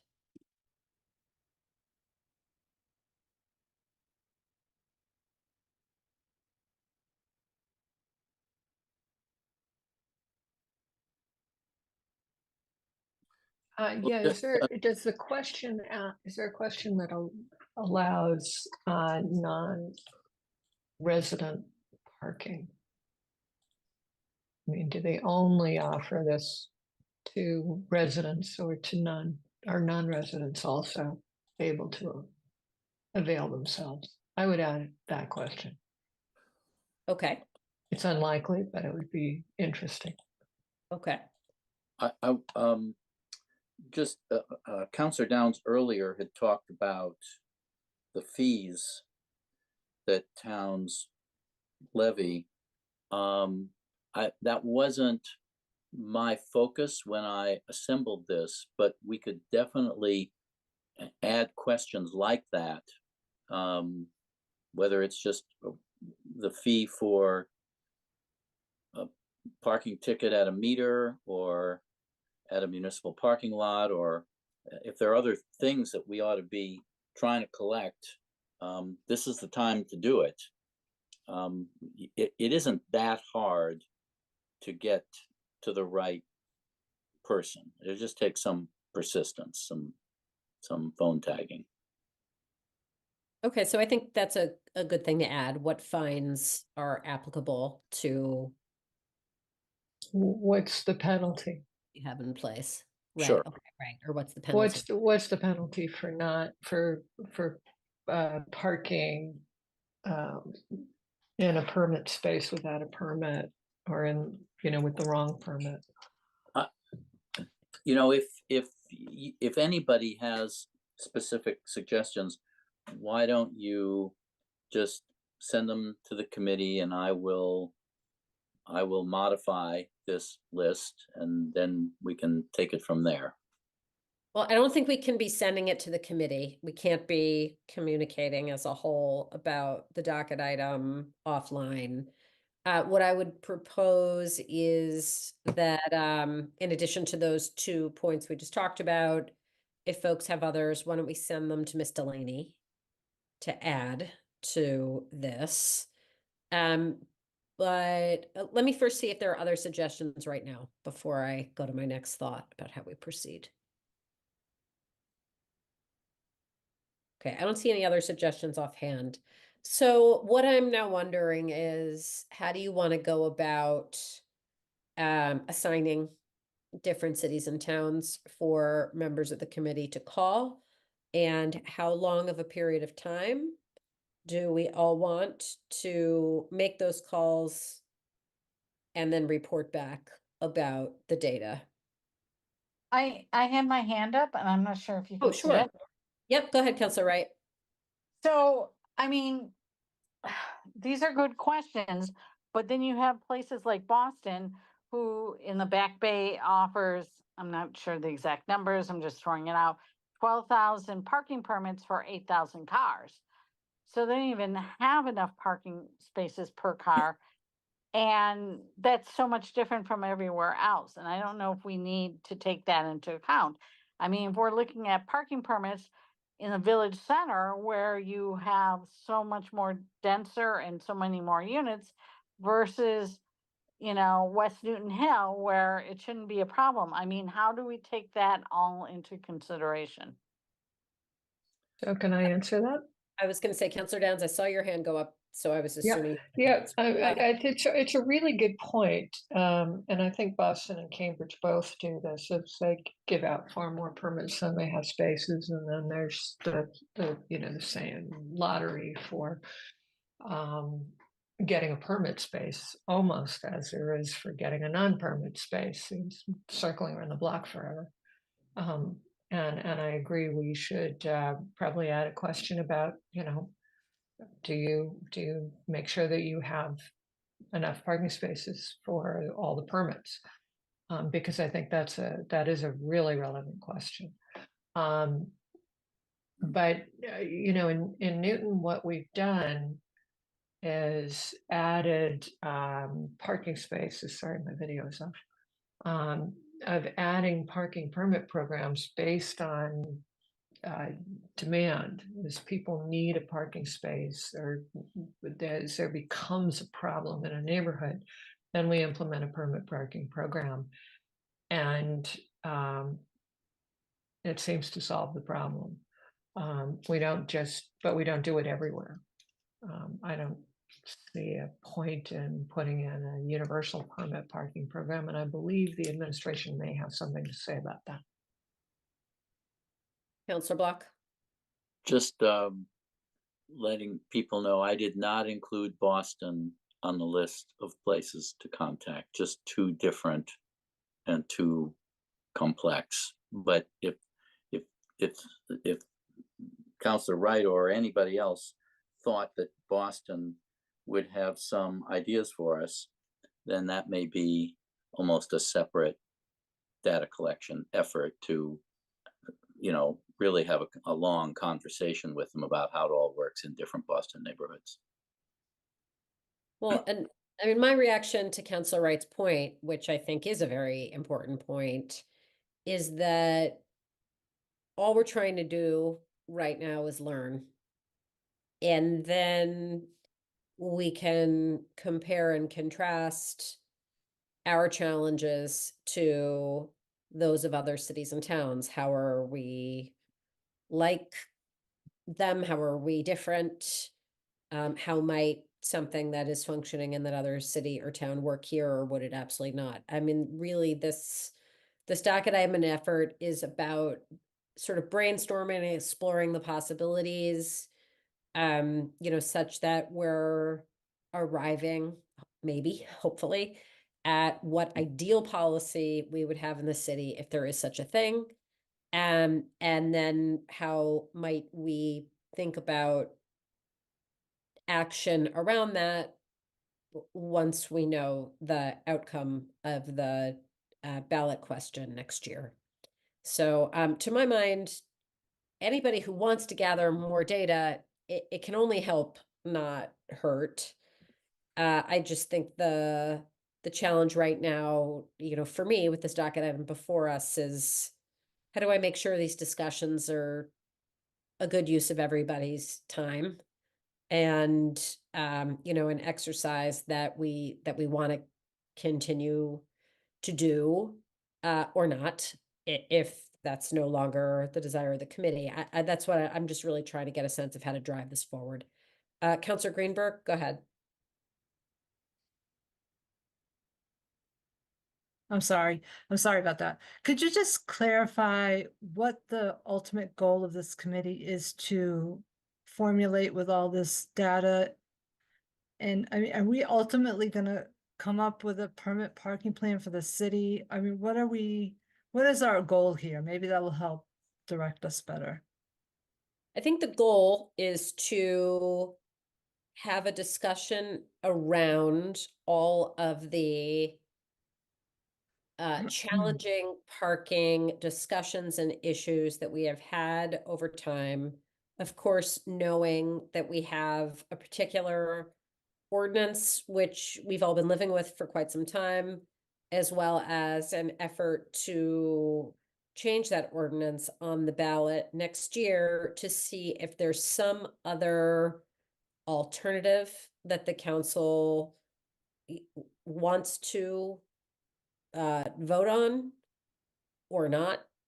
And there's not a particular aim in mind. I mean, I certainly sitting here couldn't say the goal is to implement a permit system. I mean, it might be something that I'm interested or another counselor is interested in, but I think we also know it's not necessarily something that is universally beloved citywide or, you know, on the administrative side of things, depending on who you're talking to. So that's why it's amorphous and why I'm trying to figure out what the interest of the committee is. This was something that the council as a whole expressed that they wanted this committee to work on, something the president expressed he wanted this committee to work on. So I'm trying to figure out if there's Yeah, that's a tough one. solid I'm not meaning sure. to continue to trying to work on it. Right. I just think it would be easier for our committee if we had an exact goal to work toward, because like you said, it's very amorphous and it's just hard to know which way to go. And I'm not sure if we expend all that energy in gathering all this data, how, you know, I just don't know. I'm at a loss too, sorry. What do committee members think about taking this list that Counselor Block has generated, plus what I think was 3 or 4 additions that we just talked about, making an effort between now and say a month from now to each call 2 communities, 3 communities, see what that generates, share it all here in a meeting, and then see if from there there's interest, some direction to move forward or not. Is that reasonable, Counselor Lucas?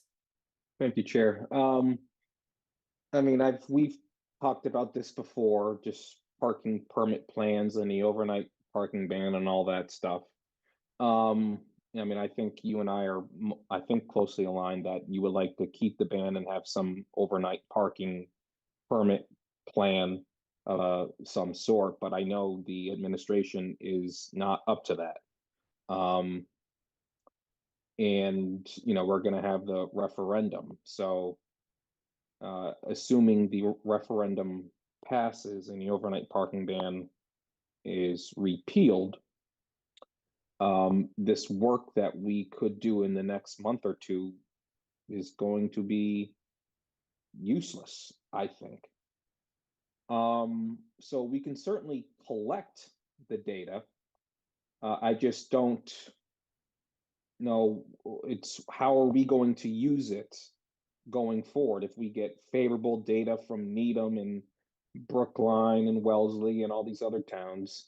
How are we going to use this data? I guess that's where I'm stuck. So I guess I'm more closely aligned with what Councilor Greenberg just said. What is the ultimate goal? I get, you know, that's where I'm coming from. Councilor Block, let me recognize you before I Well, give my thoughts.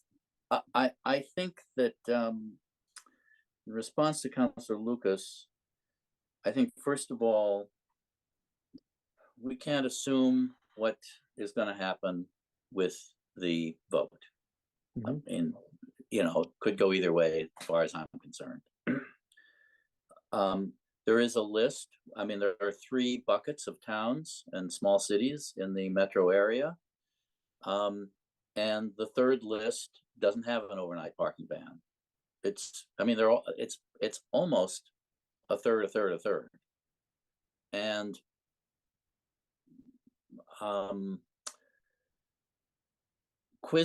contacting those cities, which Cambridge is one of, it doesn't have an overnight parking ban.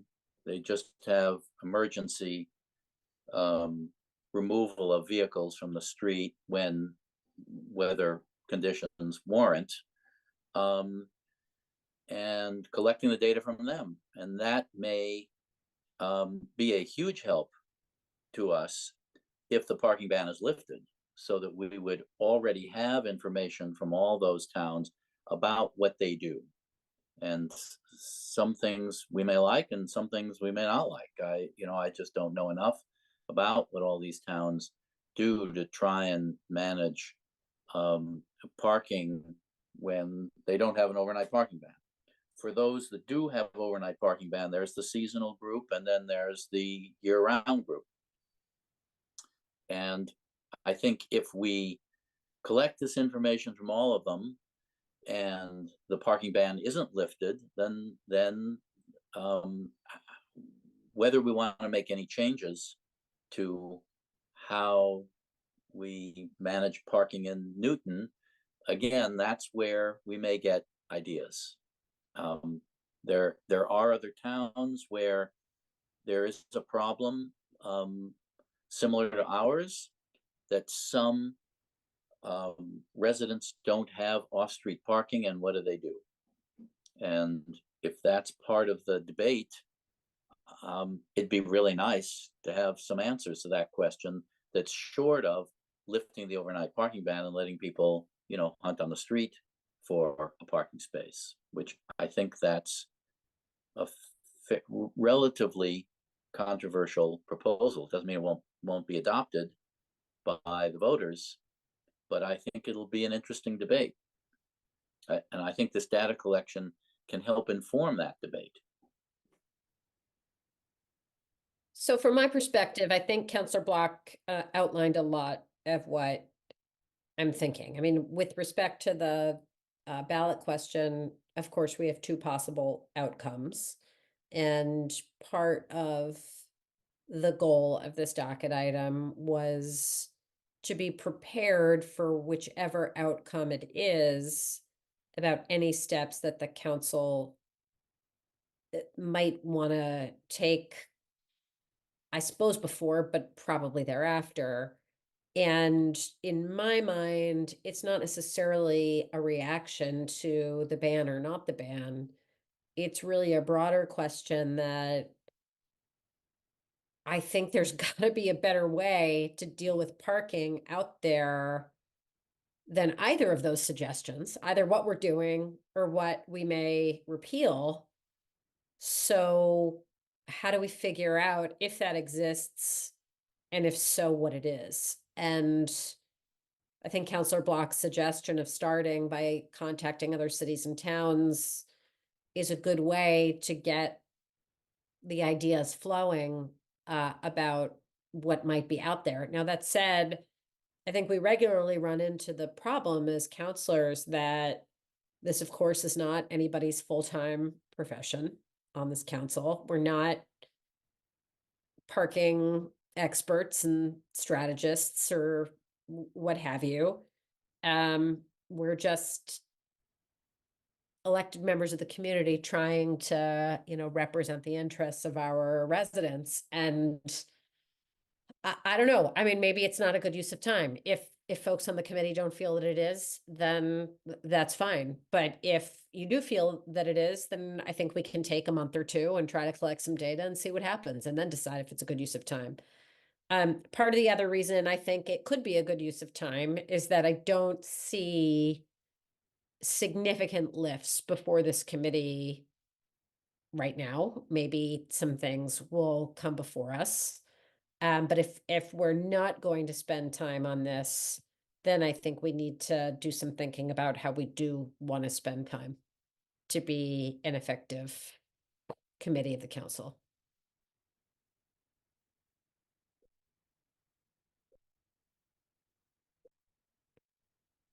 Councillor Downs?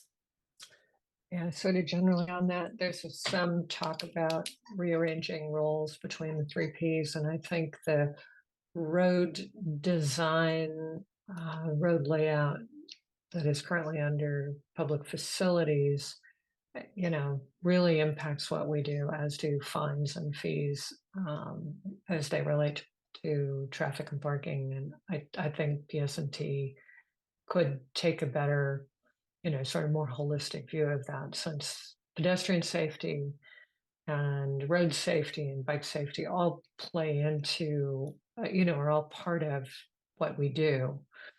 And, with big chunks of it being done by other committees, there's not that overview on that level. I think we can do this exercise, and I think it would be interesting to have the data, but I do think we need to have an idea of what we're going to do with it, which is why I suggested that we work on the parking fines and fees, because I think that's part of the structure. I also highly recommend to my colleagues, if we're going to do a deep dive in parking, to inform yourself with the research that's been around for easily a decade now, but has recently been pulled together in more readable formats, about parking and its effect on buildings and neighborhoods and traffic generation. There have been studies and studies and studies done, and to legislate without knowing any of it just seems foolhardy to me.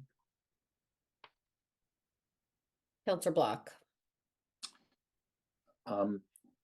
Just a sort of reminder to us all, I believe that Counselor Oliver is chairing a rules committee.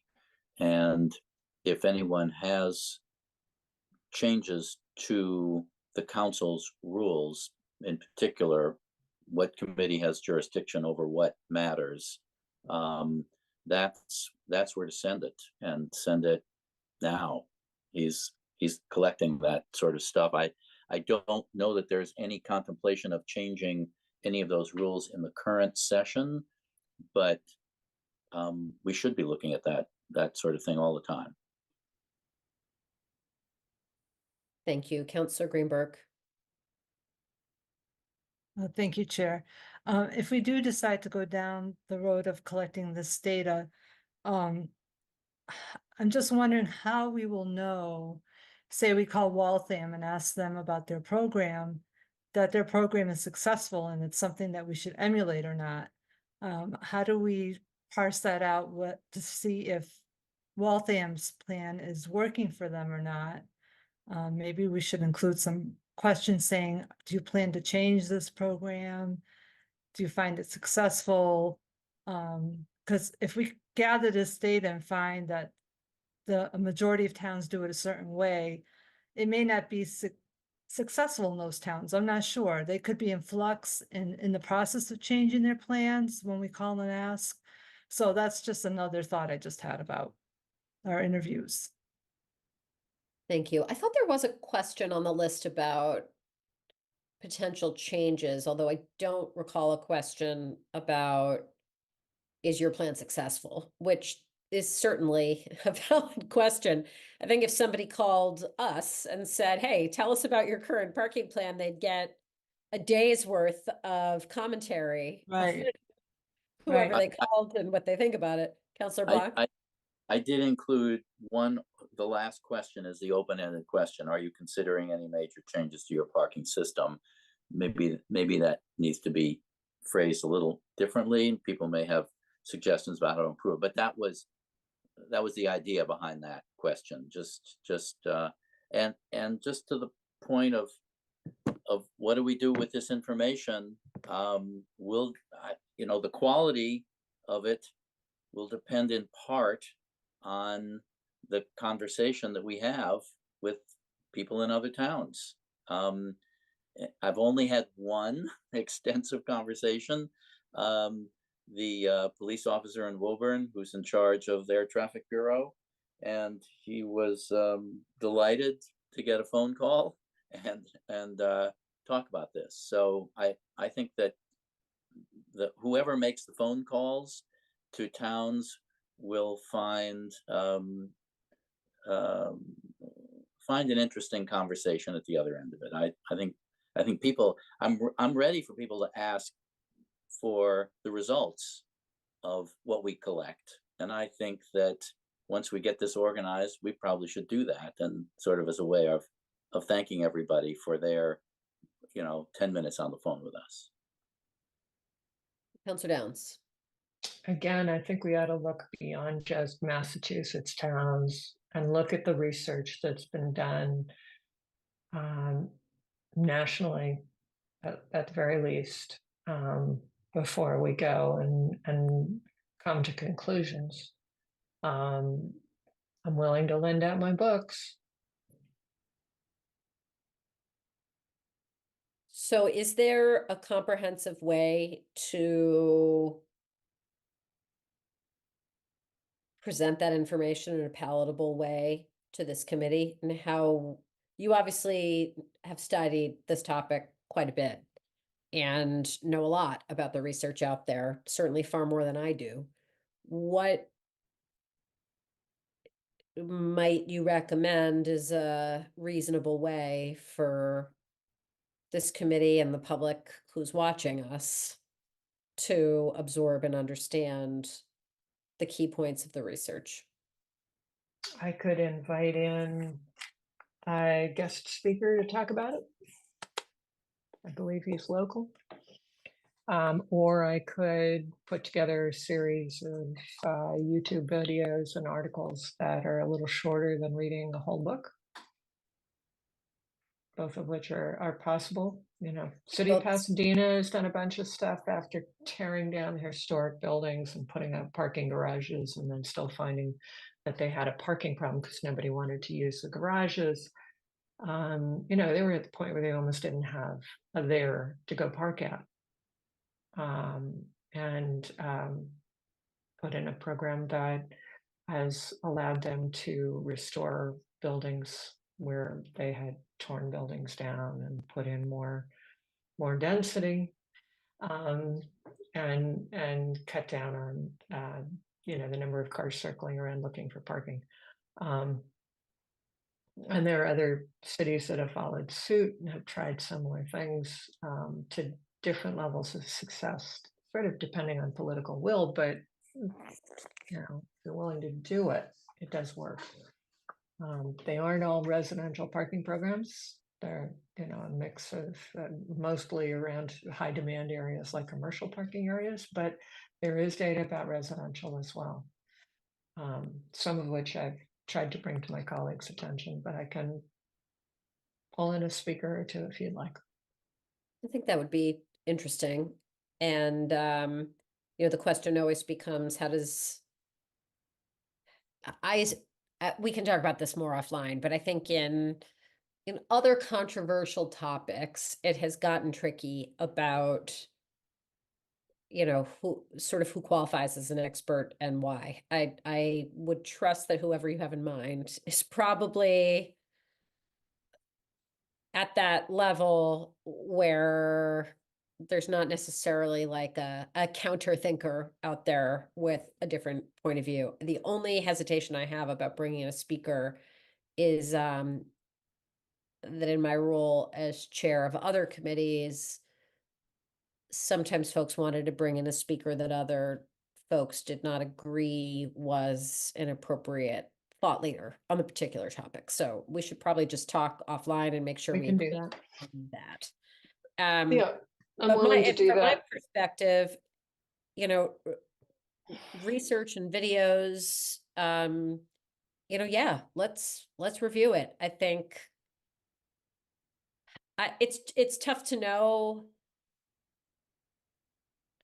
I don't think there's any research that you could put out that that we would say, no, nobody should read this. I think the question is just what's reasonable to expect of the committee and the public to absorb in a period of time that we can absorb it, recognizing that we're never going to be experts, but absolutely we should be research driven by how we're talking about these Yeah. things. When Jay Saccone ran this committee, he had in Stephanie Pollock, who went on to become Secretary of Transportation for the state and now is working in the Department of Transportation federally.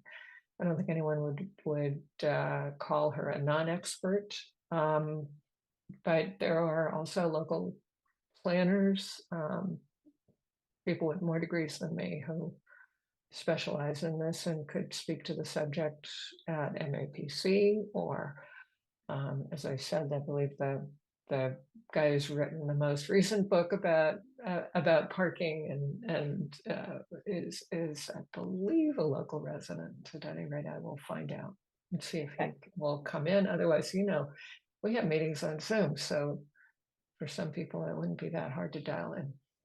I think that would be a great use of time. Okay, back to the list and what we're gonna do. I will volunteer to call 2 to 3 communities if you want to assign me a couple, Counselor Block. Does anybody else want to volunteer to call 2 or 3 communities? Yeah, Okay. I've already called a couple of communities about the fines and fees and resident permit parking programs, and happy to call a couple more if that helps the cause. Okay, so there are 4 of us. If we call 2 or 3 each and then report back in a month, is that a reasonable period of time? Do folks want a little more time? There are 5 of us on this call if Maria can make a call. Well, I'm not volunteering, buddy. I will call. Okay, all right, we're up 1 more. Counselor Lucas. Yeah, how are we going to decide who calls who?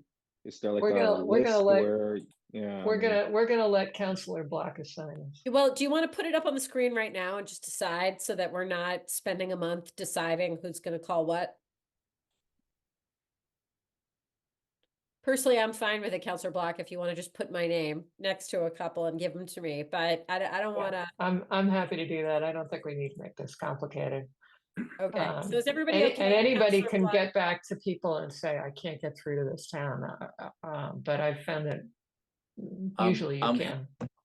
I'm happy to coordinate assignments, and if someone wants a change, we'll swap.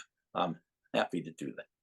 Okay, just may- make may I sure, ask- don't email us as a whole unless we are putting a list together publicly in our packet that's going as part of the report. Counselor Fair enough. Chair, when we make these calls, do we ask for the police, if they have a traffic department or transportation department? Who would be the In- most likely? In my person to reach out? experience, it varies. Okay, So a little bit of pre-research, just poking around the website helps a lot. okay, But then you do have to, just call and ask. okay. Councilor Greenberg, I have a phone number. I have a likely phone number for each town to start with. And sometimes that's the right number, and sometimes it's just the general number and you just have to ask. Oh, okay, that's great. Who's the best person to talk to about this kind of subject? And they pretty much know right away. Okay, thank you. Okay, so who are we? We don't have Counselor Bixby or Lipoff. I think we lost Counselor Wright. I'm not sure. no, she's here. Oh, she's here. She's Okay. still here. Okay, so I don't want to I volunteer. have to say, I have called many towns for different reasons and I don't get much a response. So I'm not going to volunteer at this time because I don't think I'll get many responses. Thank you. Okay. We can certainly ask Counselor Bixby and Counselor Lipoff if they would like to call a couple towns. If not, I think this exercise among the 5 of us will see if we get something useful that merits continuing on. And in the interim, Counselor Downs and I can talk about scheduling some speakers or some research to share and see if we can move the ball forward that way. Does that sound reasonable? Mhm. Okay, I think I'm gonna plan that we put this back on the agenda, depending on what else comes up and how the calendar's looking, for about a month. Not less than a month, and if necessary, we'll go one meeting or so past that. You know, I'm just trying to make the best of the time we have this term before we get to the vote next year. I appreciate that, Chair. Okay, thank you. So that said, can I have a motion to hold? Motion to hold. Okay. Any discussion on the motion to hold? Yeah, I think the hold is gonna pass this time, Chair. How should we have an over under? How many times are we gonna hold this item between now and the end of the term? All right, all those in favor of hold, please say aye. Aye. Any opposed? Any abstentions? Okay, the item is held and we're adjourned for the night. Thank you all. Thank you, everyone. Good night. Good night.